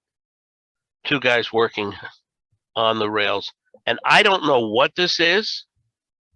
It looks like he's squatting, but it looks thick enough to be a control rod, but I don't see them getting this under the rail somehow. So what they're doing, I have no idea. But it's across all the rails going to the Graham line. So obviously they're in a window, certainly for their own safety and whatever they're doing. But I thought this was interesting to see them. You know, he's almost sitting on the rail with the pipe, and the other gentleman's on the side. Looks like he's got a hammer, a metal mallet here, and doing something. And that line going off in the distance here, and your Graham line going in that direction. But I still have another surprise for you. In this collection of photos that Marv had from Tony Rotolo was this. This is inside Newberg Junction Tower. And when I looked at it, again, it's hard to lighten it up to see what's inside there. But I noticed this piece right here. And then I realized that whatever this is, which I can't make out, instructions or otherwise, is that. And so you're looking out here, out of those windows, there's the track schematics, probably telling you what the levers are here, etc. And so when you were working the tower, most likely this is in front of you, which would make sense. And I'm assuming, because I've never been in a tower before, that as you would throw the levers, you would see which way was clear and how the signals lined up here. But that's the track schematic of the entire interlocking of Newberg Junction. Doug, we had a little discussion. I'm sorry, we had a little discussion before one of the other virtual meetings. We're looking through some tower photos, and what those things are in that right-hand picture in the frames, those are called manipulation charts. They tell you what levers to throw in which order to line a route from. It shows you which order and which levers you throw to line a route from point A to point B. Those are all the different combinations of points there. Points. And you're talking these two images right here. This part of the image. Yes, that's the manipulation chart. Manipulation chart under the map, and the points are the points on the left and right sides of the track diagram above. Okay, that's what I kind of thought it would have to be. I was hoping, I tried to zoom in to see if I could clear it up, but it's just not that good of a picture. I don't even think if I had a negative for this, I'd be able to bring it out because of how it is. But I figured it had to be that. Yeah, I might have a better picture that shows the text. But one of the things we noticed was that the Erie towers all had those manipulation charts, and the Lackawanna towers, for the most part, didn't. And we're kind of curious why that was. Why would that? One would think it would be prudent to have it in case you forgot or something, you know, or you had. I mean, how many of us have a trouble if we have just a cold? I would think it would have been standard practice in everybody's tower. But what do I know? I'm a rail fan. I'm not a railroader. That was the difference between the two railroads. Each one had to be different from the other, even after the merger. Would have been great if they all worked together and we didn't have all that baloney, but that's life. That's being an American. Takeovers and mergers, if you want to call them one or the other. Yeah, I was glad I found these, though. I was very happy to see this. You know, it's something I always wondered about. I think that might be just about the last here in Newberg Junction. Oh, no, we have a couple here. I forgot these. Here's an RS3 with a commuter train coming in here, 951. And of course, milepost, tower, Graham line, main line. These are from Mr. Stellwagen, 63. So we've already single tracked. Notice the second track, the westbound track is now missing. Also, the other switch that came off in this area is not here as well. So it's been changed. And this is going in the other direction. I seem to remember as a kid going up to the Catskills when my father drove, for whatever reason, over the the thruway, and I don't know why, because we lived in the northern part of Rockland when I was a little bit older, but if it was when we lived in the city, that I could see that tower when we were on the thruway. But as a child, but I remember this area. This was one of the few color ones I managed to find, because the thruway is clearly made out, and you can still see what's left of the interlocking here. Control. Tower's probably right behind you here. Now, this was in Ray Brown's collection. I'm not so sure if Ray took this or not. I would bet not, only because Ray had a habit of traveling with some pretty renowned photographers, like a Jack Farrow or Bob Collins and George Crummaker. Ray was the young guy, and they would pick him up, and they would swap pictures and negatives, and this happened to be in Ray's collection, which is a fantastic shot because the train is all the way out. I mean, it's off the screen. The whole train, I mean, it's an amazing picture when you think about it. And it's 2 GP7s bracketing around a couple of RS units.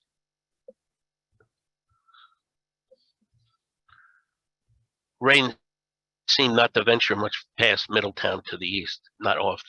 And I put this in here while it's not the sharpest, but the milepost is sticking out. It begged to be put in the program. That's how close it was.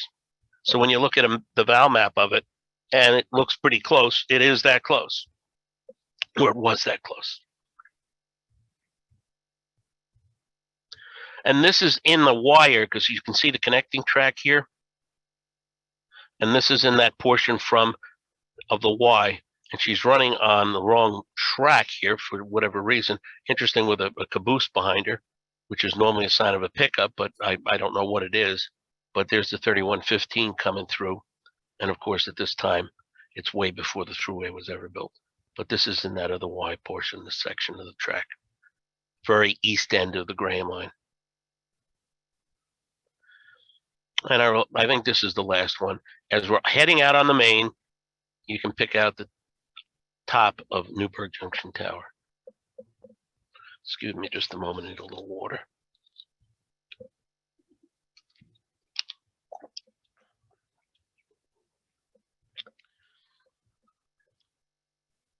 Oh, how could I forget? I don't have a date on this. That's the demolition of the tower. I was looking for that and I can't find it. But that's them taking the tower down. There's a gentleman up here who worked for the Erie Lackawanna in the 60s who swore to me that that tower was not made out of stone. And when I found this, I had to send it to him and say, look, I know you know better than me, but that's not wood. And the thing that always stuck with me is she always had the crack in the structure. It was a crack all the way up to the structure. That was stone textured concrete. Stone textured concrete it was? Yes, it was. I know. I was there. When they took it down? No, but when we maintained it. Oh, yeah? So it's stone textured concrete. Yeah, I was the assistant division engineer. I knew how those things were built.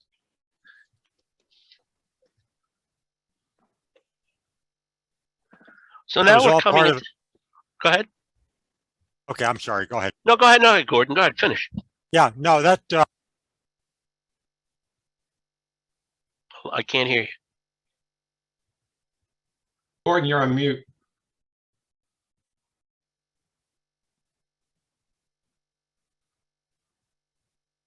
Hello? Yeah, I don't hear him. was an ordinary that ran over the main line to Port Jervis. We lost you there for a bit, Gordon. You want to back up the truck a little bit and repeat what you said? Because I'm sure everybody want to hear it. We're talking about the tower and the texture of the tower, Okay. and all of a sudden you dropped off.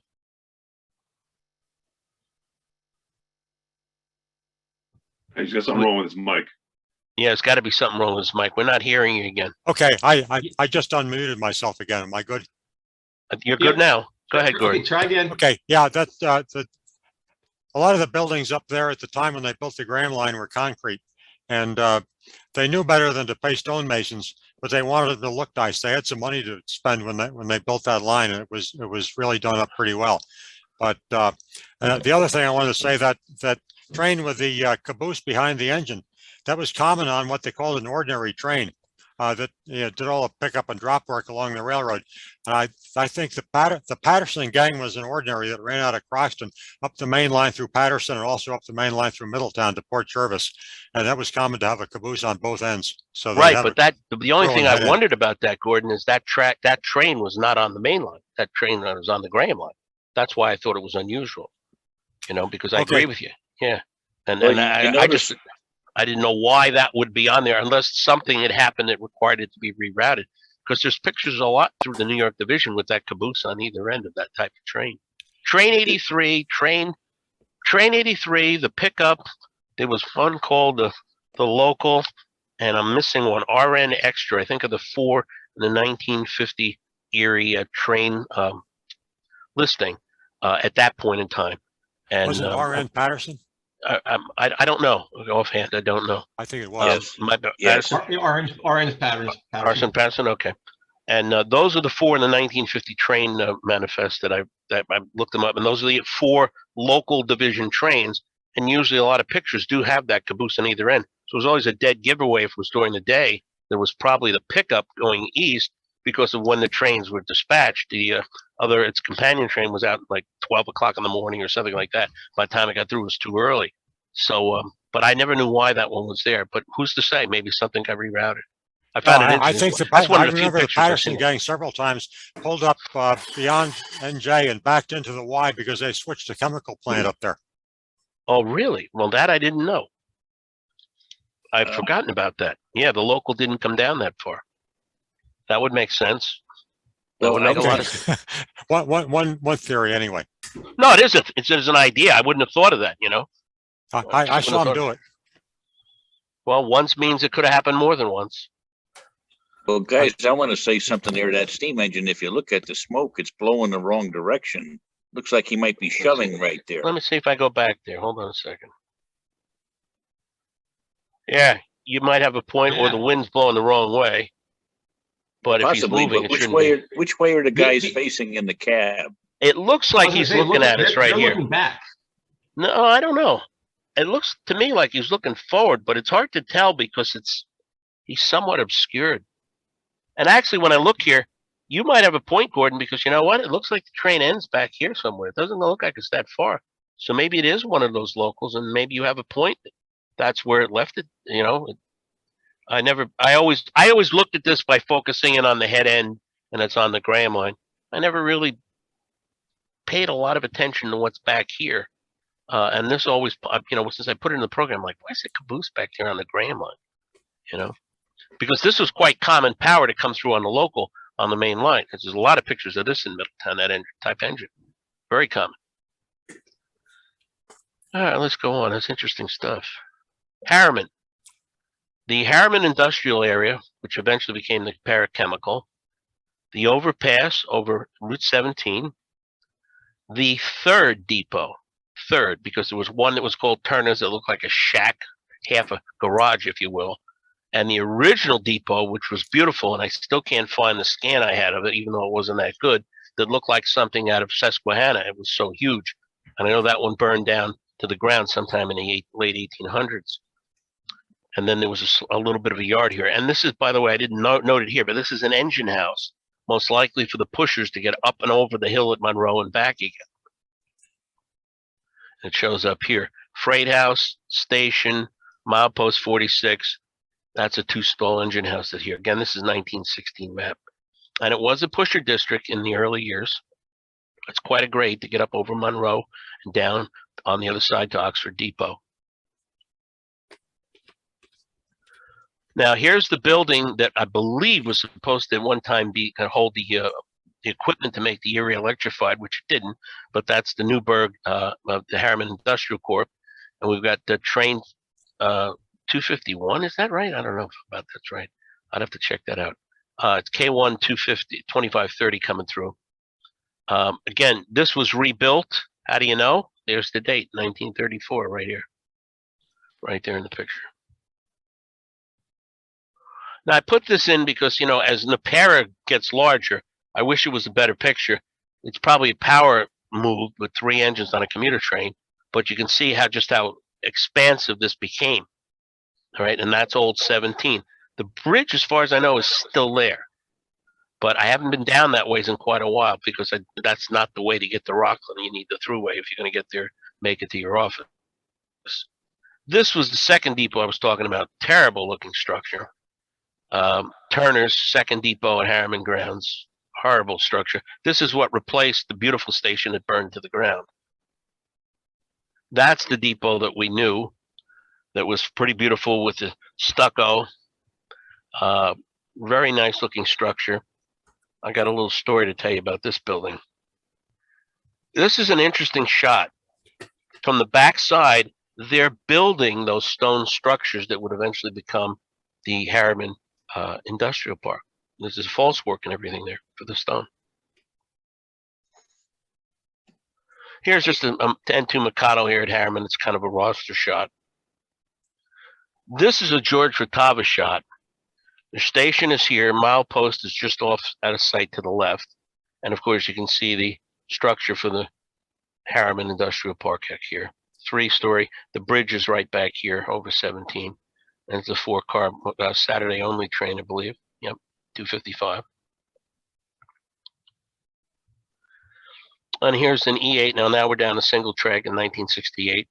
It looks like the station's open, but I think this is one of the few parts that is not boarded up at this time.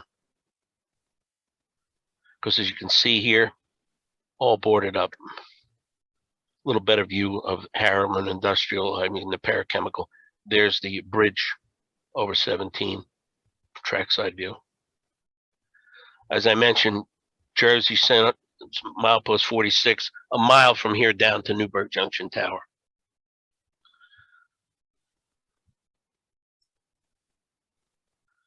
And an eastbound. Now the station really got ratty at the end, really got bad shape. And if it looked this good when I saw it, I would have been thrilled, but it didn't. It really got bad.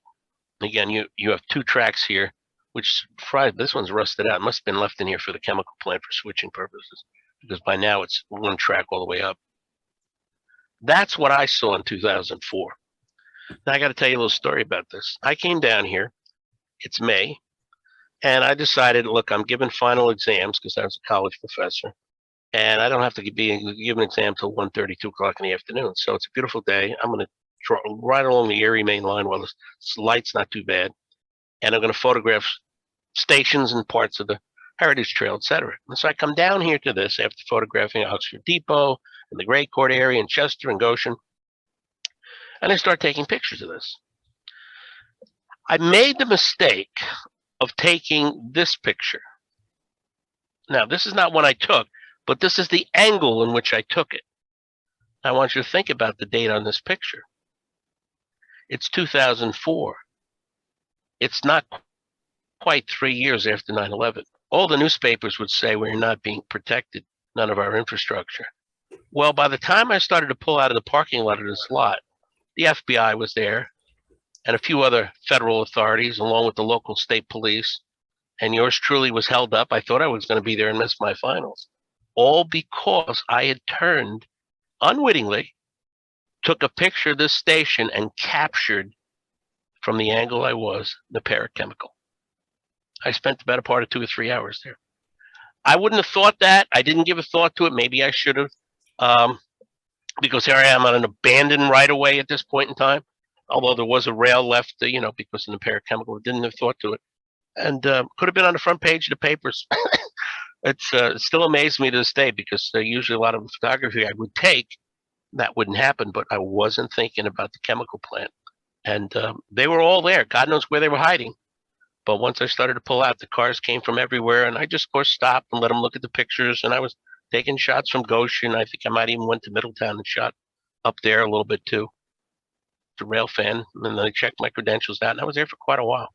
I did make my final that day, and I didn't get in the paper, so that was the good news. The rails were still in 2004. I think by now they may have paved all this, paved over it, because the Heritage Trail, I think, comes this far down to that area and where it stops. And just north of River Road was this bridge, which I'm sure is still there, and now has the Heritage Trail on it. Now this is a little further up the line and you're getting close to Monroe, and the proof of the pudding is right here. That's the second Monroe Depot in the background. This is the Bob Collins shop. Lake City's coming in. And you got to look real close. So I put the arrow here so you can make out the roof line. That's the building. It's on a slight curve. And you're that close to Monroe at this point. And there was a lot of changes that took place in Monroe over a number of years. The first is, this is 1916. The original station, which by the way is still there. I had to double check. It's no longer a tavern. It's something cafe, which comes up in another slide. This was the second depot, and you had a road crossing here in the freight house at one point. And this would all change. The freight house, of course, got retired in 1952. This picture is taken in 41 during the reconstruction of the area. And one of the things they did is they put a couple of pedestrian underpasses here and just behind the photographer. And of course, they put an underpass, which appears to be this, underneath the railroad, so no longer having a grade crossing. And most of that still exists today, even though the railroad is gone. This was the construction of that along Main Street, which got closed off. And as far as I know, it's still closed off, but I haven't been there in a bit. This, at the time, notice is a soda and candy. This was the original depot. And it's still there today. Now, this is what it changed to. The pedestrian underpass came in here, just by the original station. A second one was here, which is the one I was able to pick out on a picture on Google just the other day. And that was the location, of course, of the second depot. And then they built this Art Deco viaduct for the railroad to go over. Now, by the time this map was drawn, it's past June 30th, 1957, when they single-tracked the railroad. This track is left in there, I think, for switching purposes. You notice it comes back just past this walkway under the tracks, but not as far as the bridge over what's Maple Avenue or Maple Place. And that totally changed the whole area. So that's what it looked like when the Erie was running over it from the roadside. It still says Erie today. That was taken. And by the way, that picture was taken before I got down to the Harriman Station, which was one of the reasons why they knew I wasn't a enemy of the state, if you will. Okay. So that's still there. It looks like something out of a Walters kit, to be honest. This is shot with that right behind it. The photographer's on the one track that's left. Here's the original depot up here. This got burned sometime in the 70s. Some knucklehead, as far as I know, torched the place. Isn't that always the way? Now, here's a shot in 68. That's what's left of the track that's going to be stopped before the station and before the overpass. But there looks like there's two tracks here. But it doesn't extend that much further. Now, when I was there in 2004, the concrete platform existed. This, of course, was all gone. When I just looked at Google Earth to see what the old station, the original station looked like, it looks like all this has been removed and there's a strip mall in here.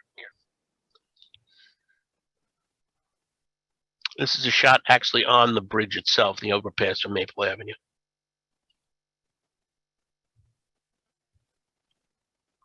And I couldn't pass this. I remember chasing these things, in the late 90s when they went out of service, looking for the one that still had EL coming through the nose, not through the paint. It was one or two of them, if I remember right. That's what it looked like in 2004. That was the station. Now, look real close over here. Here's that other underpass I was alluding to where the track went over. And if you go on Google Earth on this road here, you can still pick this up on whenever those pictures were taken, that this is there. The other underpass, I think, has been buried and closed. But that still showed up under the trail. This is the one closer to the station, the original station itself, what it looked like.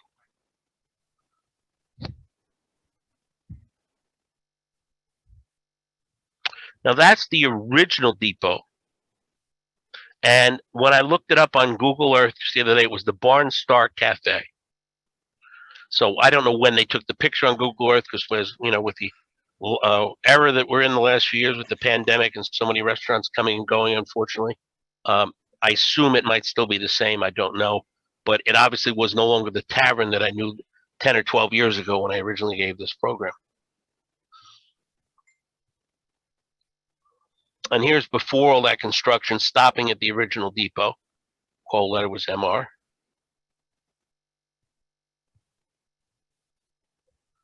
And looking across the tracks.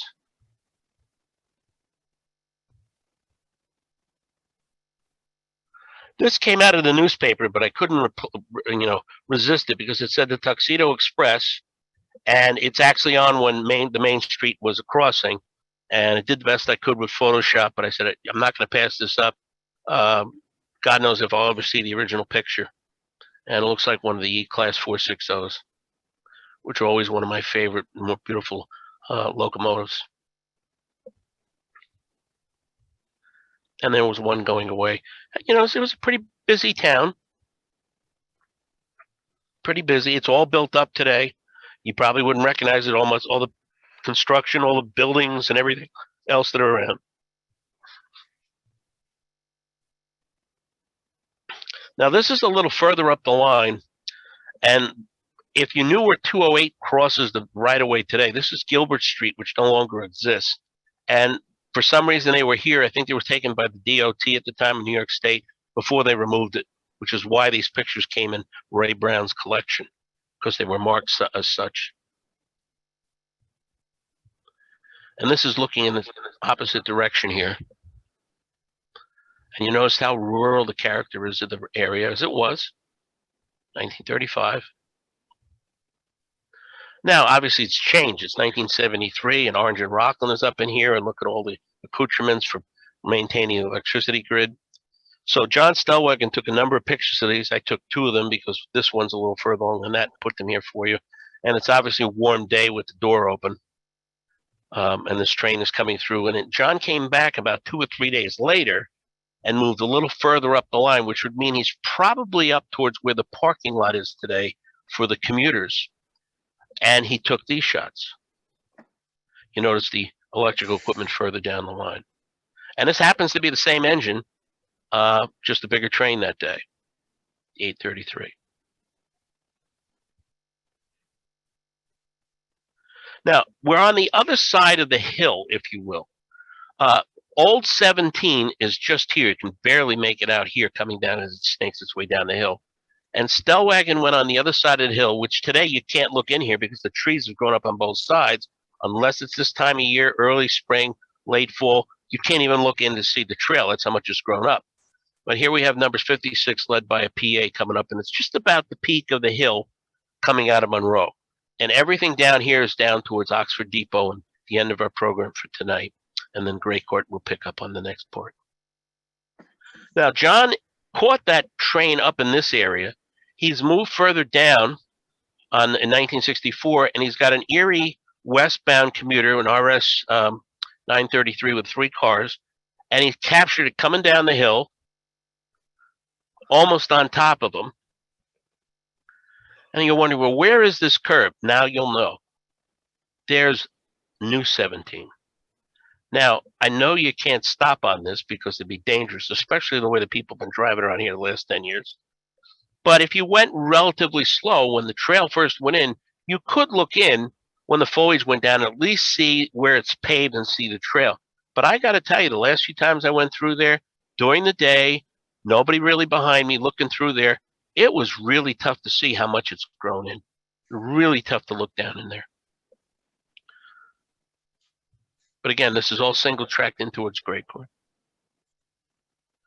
This is a Collins shot when it's double track days, a K5 Pacific coming up. And Oxford Depot is around this. It's like a reverse S curve here, just behind the train on the last curve. Now, on my trip in 2004, I wanted to document the bridges and whatever were there. Again, this is still there, the original Erie Bridge. And, you know, the Heritage Trail goes over it. These two are with Oxford Depot Road. And literally behind this, and down a ways, maybe a couple hundred yards if that, is the Oxford Depot. And again, all this is used by the Heritage Trail. This is looking in from the east, west, south side of it. This is from the north side, and the Oxford Depot station would be out of sight to the right. So it's still there, all the stone abutments and everything else. And here's Oxford Depot, and this is pretty much where we're going to be ending up for tonight. That's that overpass that we were looking at. That's it right there. Here's a sidetrack to Abe Campbell's Milk Company, which only showed up on the maps. I've never seen a picture of it until recently, which I have in the program. There was a second creamery, which I don't have the name, that was here, that Bob Mahowski got a couple pictures of in its disrepair before it was demolished some years back. And I happen to have that. And that's the Oxford Depot station. So this is John Stelwig, and there's the Oxford Depot station right here. And here's PA 863 coming up with train 56, 3-car commuter train, September 4th, 1960. And he panned around and caught it going the other way. Again, today this is the Heritage Trail, and you can't even see that hill there because the trees have gone up on both sides. Very difficult to see. That's the Oxford Depot station. Removed from service 15th of January, 1957. That's a side view of it. Now, the building today has this removed from it. This portion of it here is removed. I have a couple of pictures of that from 2004. This is the image I was alluding to. It's also a store and a post office, but look what's behind it on the side. There's the creamery I mentioned of Alex Campbell's Milk Company. Now, I didn't see any remains of this, so I don't know when this got out, but the next shot of a creamery that we'll see was there when I was commuting in the early 80s, and I think in the 90s before it finally got torn out. That was the depot on that May day that I took shots of in 2004, which is hard to believe. It's going to be 18 years ago. I can't believe I just said that. This was the second creamery that was a much larger structure just south of the station. You can see even when this was taken, the ties were still left in there. Bob Mahowski took these two images. And then our last two images of tonight's program. This is the Bob Collins, might be my favorite Erie picture of all time because he's got the smoke just right. The train is behind it. And for all I know, Don Furler was with him because I think Don might have a similar shot of this in his collection. Beautiful shot of this west of Oxford Depot. In fact, I don't know if I have this here I might have used it once as a Christmas card because every time I see it, I think about the holidays, Thanksgiving or Christmas holiday or New Year's type of thing. Yeah, there it is. I used it some years ago. I always think of this being a holiday picture. It's just a beautiful, beautiful shot. And I think this is the last picture coming up for tonight. This might also be a Bob Collins shot. This is train 9, a little further west of that shot, but not far. And this is K5 2930 with train 9. And she's got what? Let's see. 1, 2, 3, 4, 5. I think at least 6 milk cars, maybe 7, and these might be also the ones on the flat cars as well. Cars. Yeah, it's quite a few loaded with it. So the next time we will meet, I think, is supposed to be on the 27th. I have 3 weeks to get that program together. It's already coming along. It's over 200 slides. But that's where we'll go from Oxford Depot to Goshen. So that's it. And I hope you enjoyed it. I want to go back to that one picture the gentleman brought up, though. I think it was that 2509 shot that comes to mind. Doug, I got a bunch of questions for you, and I also have more 2509 pictures that I can share as well. All right, I'm just going to look for that, see if it comes up. I'll go through the questions and comments. First one's from Dan McFadden, who commented the 815 was former Lackawanna, and we discussed that. Okay. Gordon comments that when Bob Collins was a train dispatcher, I think he issued train orders to, quote, make smoke. Oh, yeah. And I think I heard that story, too. He also commented that I think I recall that NJ Tower was a stone-textured concrete building. Gordon says I remember the that, yeah. storm of 1947, but I didn't go railroading until 10 years later. That chart at NJ was the manipulation chart. It listed all the levers needed to make a move from one track to another. Mark Schmidt commented, you'll note that every block is identical on the tower. These were individually cast. Hence the reason blocks. It was me, yeah. So these were individually cast concrete blocks. Okay, I won't argue with that. I know it was concrete. Okay. Well, you were there, so I'll take your word for it. Jeff Gabriel says Engine House and Harriman would not have been just for helpers. Some shuttle trains originate at Harriman Station and curved around the Y to go up the shortcut to Newberg and return. That's true. I stand corrected. He's 100% right. Yep, forgot about Bill that. Bill Mosteller, I guess, was dropping off. Said, great session, thanks. Logan Geigner asks, I'm confused on the location of Harriman. Is that location today where the giant outlet mall, I'm assuming it means Woodbury Commons, is located? Because today's, quote, Harriman Station on New Jersey Transit Metro North is located east of Newberg Junction. Correct. No, Harriman is actually west of where that so-called Harriman Station is. Yeah, it's not there at all. It's at least it's about a mile away. I think we saw the milepost. 45 was at Newport, and 46 was just above the station. So it's about a mile apart, and it's west because the Graham line at that point goes almost north-south up the valley. So I don't know if I've never been back to Woodbury Commons in a while. I don't know if they even put anything in there for people to get off. There was talk of it because the actual Harriman Station is a couple of miles by road and traffic to get to the Woodbury Commons outlet area, which is a major destination and traffic problem. I think that's the 2509 picture that he wanted to see. So I brought it up. Go ahead, Paul. He also commented that the Erie on the overpass photo you took in Monroe is mosaic tile. And he's correct on that, because that's also, there's several other existing examples of that. I can attribute to the Route 46 overpass in New York and Greenwood Lake still has the Erie mosaic tile on one side, and the center beam of the former mainline overpass in Clifton still says Erie. And I think Jamestown also has Erie mosaic tile on at least one of its overpasses. Well, as in Allendale still has Erie like that. Allendale, yes. Yeah, but that mosaic stuff will last forever as long as the bridge is maintained. Mark Schmidt commented when you were talking about your love of the Erie 460s. He said the 460s were G class. G? I said E class. Yeah, you know where I got it? I know I got them backwards.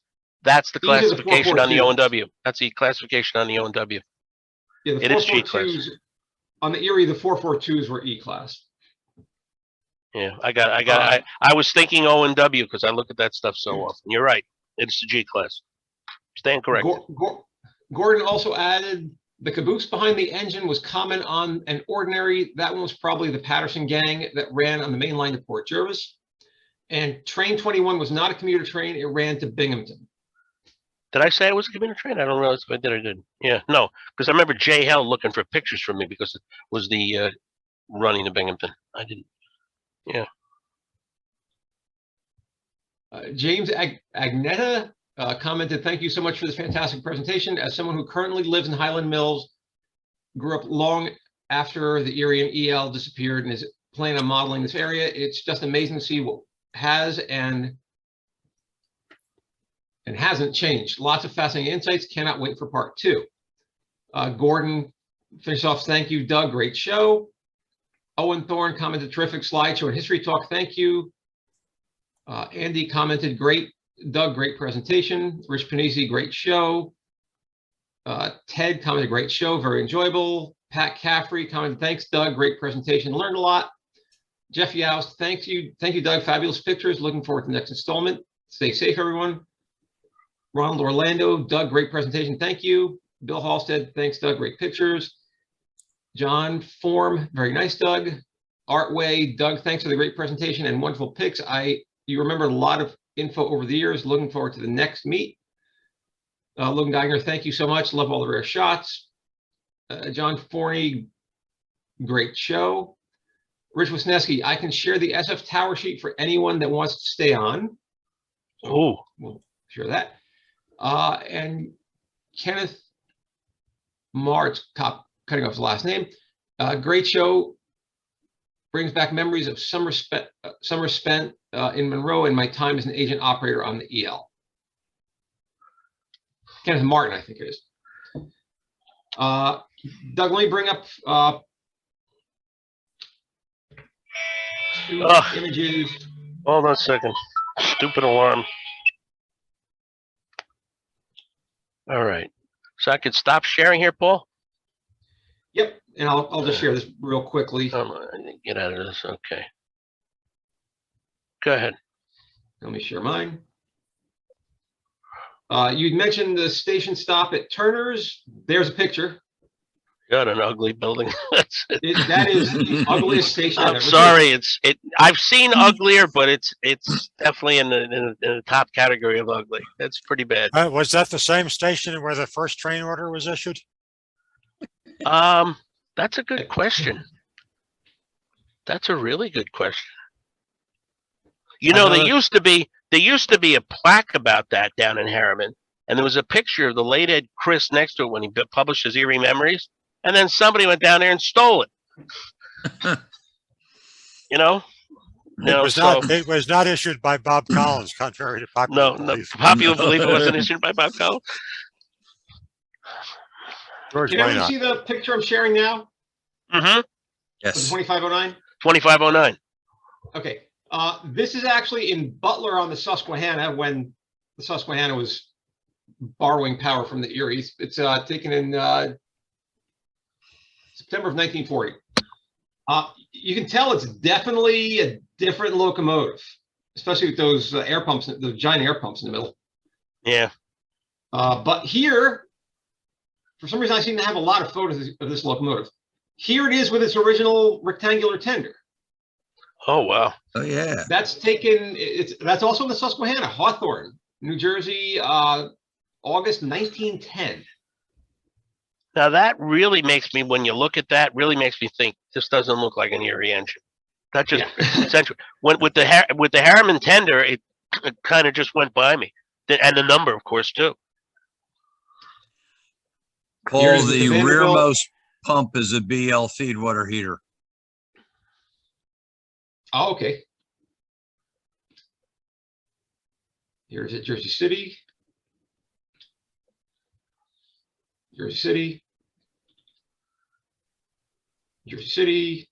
Here is with another rectangular tender, Jersey City, and that's in September of 1929. So I had that rectangular tender for a while. At least, yeah, almost 20 years at least. What color is that smoke box? It does look like that Russia iron blue.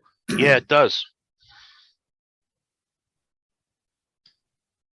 Here it is again, 1932 in Jersey City with a rectangular tender. And you can see the lighter Russian iron blue color to the boiler. Jersey City again, but this time with the Vanderbilt. Actually, that was dated 1924. Although that date I'm not confident on. Yeah, the other picture on the other giveaway is that the boiler has an expanded area. All the K1s had straight boilers. So it's definitely not a K1. Oh, Yeah, yeah. it was an early it was as you said, it was an experimental demonstration engine from Alco, and it had what for the time was a radical boiler. I don't remember if it had a combustion chamber, but yeah, it was a taper boiler. Yeah, I think you'll see pictures in the old Alvin Stauffer Erie Power book. He even has the original prototype shot of it as it came out of the shops. This shot's at Middletown. Yep. I might Another actually shot have in that shot Middletown. too.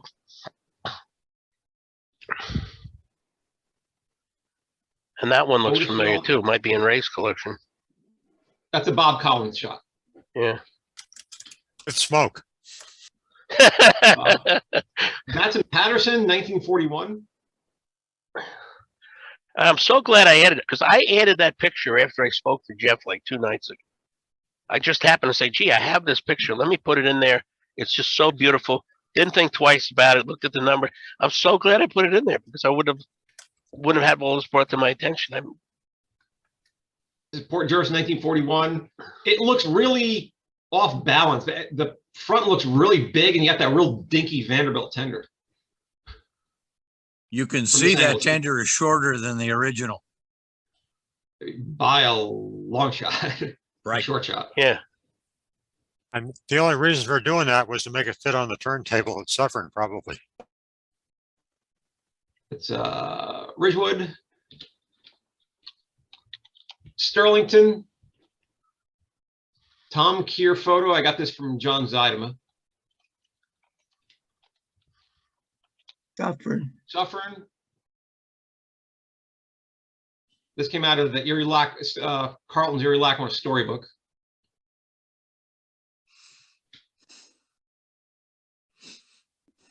Ridgewood, 1946, a Collins picture.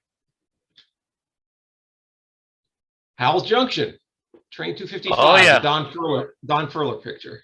Oh, yeah. That That's, gives a good view. The and top-down that's view. classic Furler. Look at the detail on that. Mm. It's like you can reach out and touch it.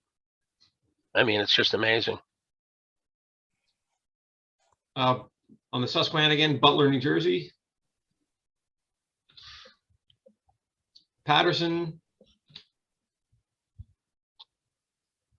Oh, that's 2510.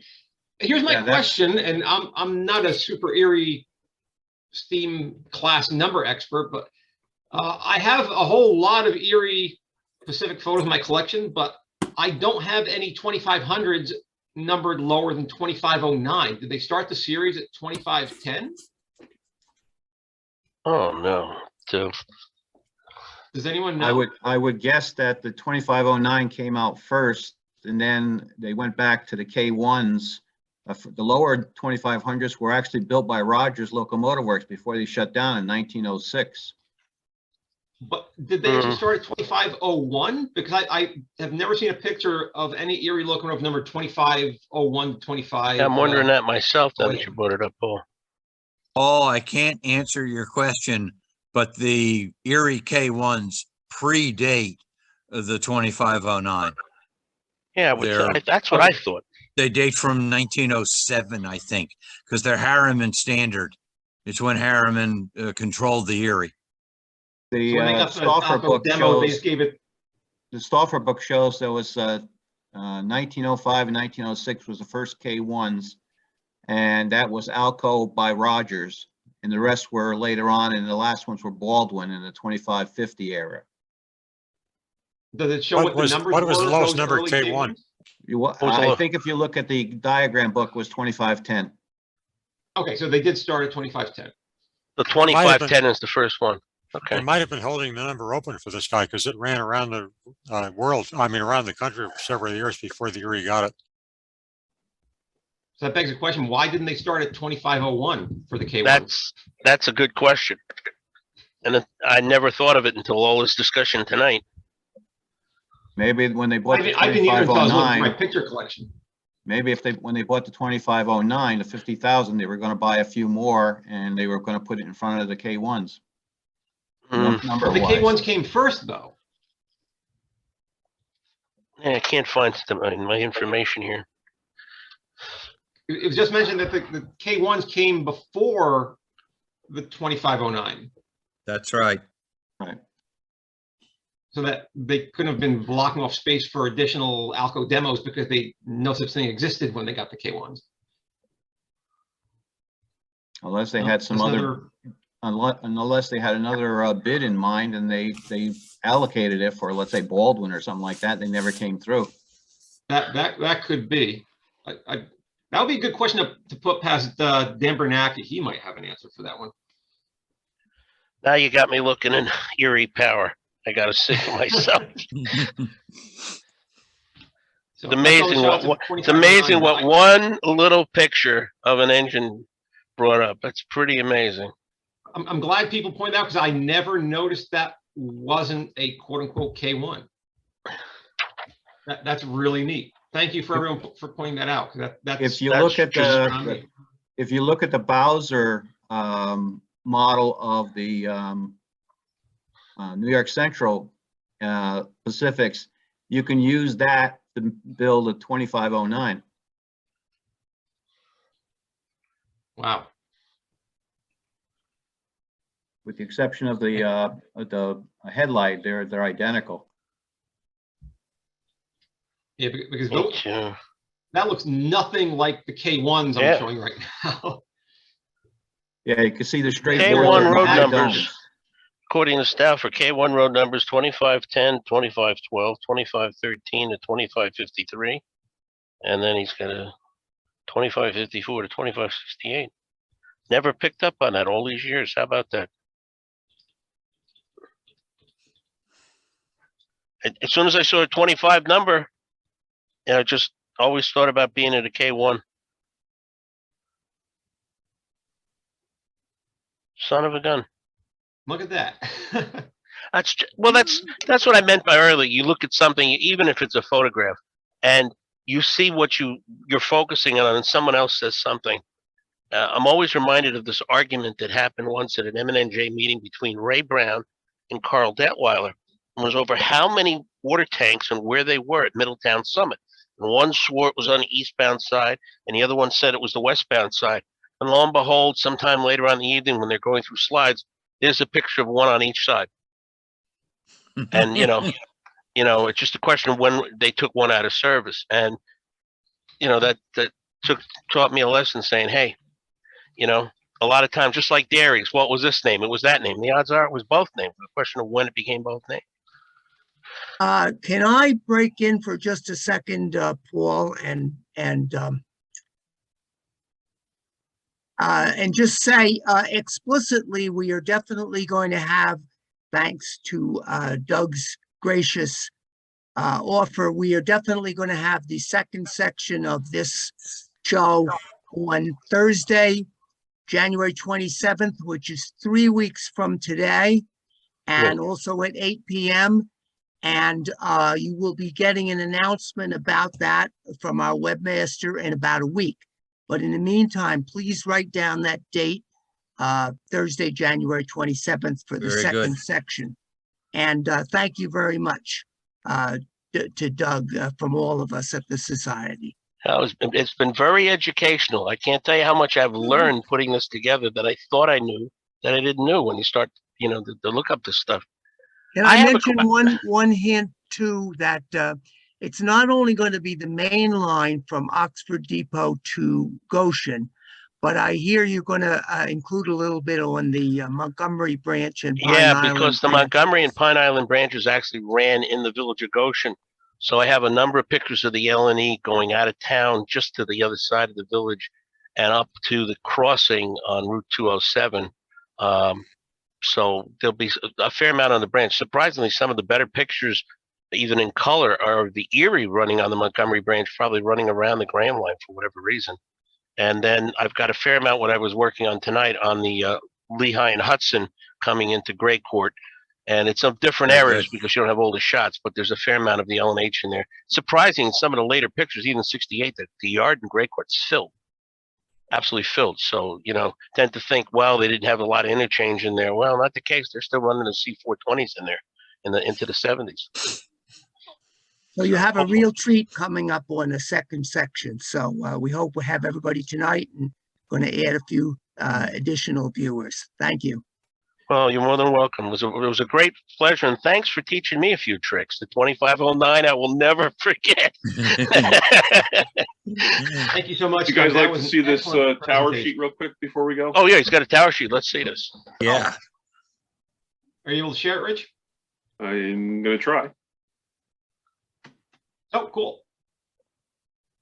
I zoomed in, so we'll have to scroll around a little bit, but is it moving? Your cursor, the There it sheet's goes. moving. Okay, so there you go. SF Tower, Oh, SF January- Tower, okay. January 7th, 1969. Here's Lenny Vanderyacht and Walter Parks. EP something, I'm not sure. I actually met Len Vanderyacht at Altoona a couple years ago.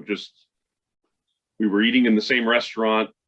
Somebody that I was with had an Erie Lackawanna Historical Society shirt on, and he just came over and introduced himself, and we talked for a while. Pretty interesting. Anyhow, so each track on this sheet had a list of trains that went over it. So track 2, 4, 4, 1, and 3. 3. Okay. And so the first train I want to show you here, these are in time order from midnight. So 11:83 with the engine 926 arrived Suffern 12:36 a.m. All right. And then 97, that would be a freight. X51, that would be the deadhead up to Monroe, right? Wasn't that where the train turned? And then here you go, 11:55 with engine 926.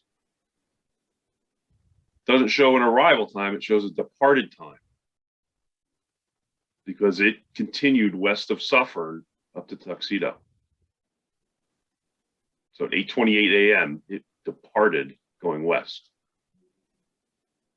And then we'll jump over here to the eastbound side. Again, since midnight, 12:16, 5:19, 6:27. Here you go, X54. No, that can't be it. Hang on a second. X56, here it is, because it was the engine 926, right? X56, engine 926, arrives at 8:55 a.m. Rich, can I make a comment about that, please? Sure.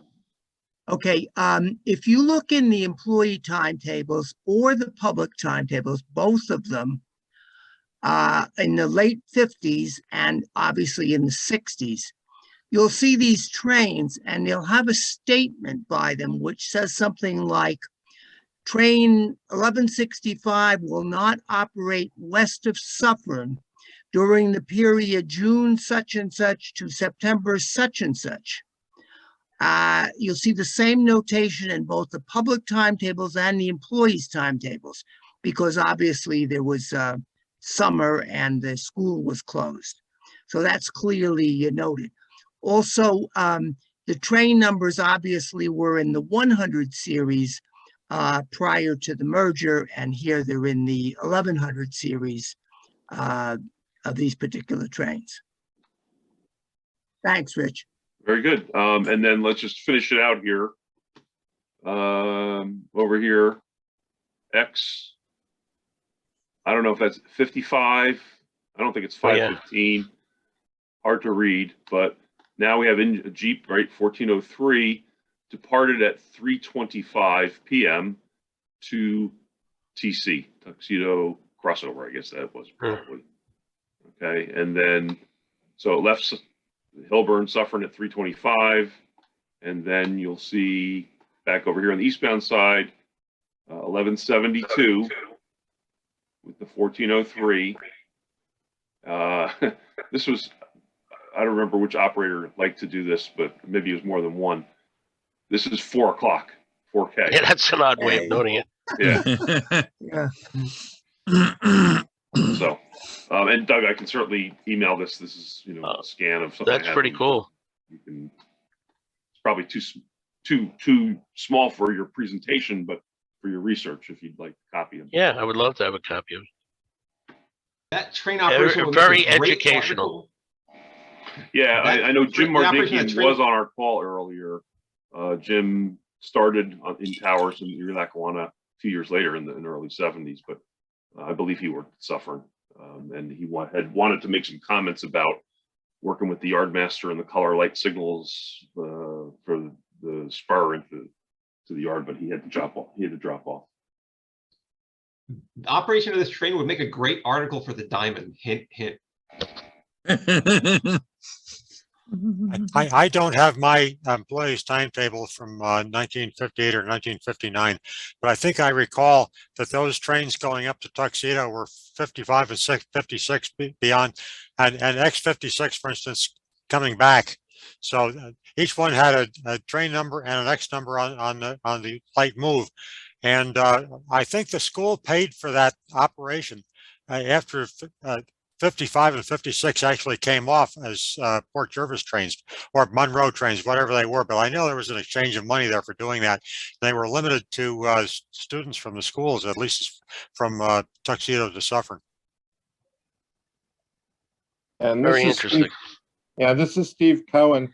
I looked up the school in Tuxedo, and it's actually a school that started as a convent in Central Park, New York in 1847 and moved to Tuxedo Park in 1942. And it was run by the Sisters of Charity, and it was a sort of a, no cost Catholic school, convent sort of school. So they had students from, I'm sure from the city and from, so they're all headed back every night, apparently. But it's Mount St. Vincent, if you want to look it up.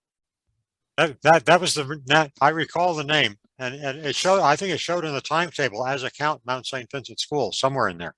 Yeah, and it's got a rich history, 1847 till closed in 72. Wow. Wow. Of Mhm. 1972. Yeah, so. Thank you, Doug. Yeah, it's good Yes, seeing you, thank you Steve. very much.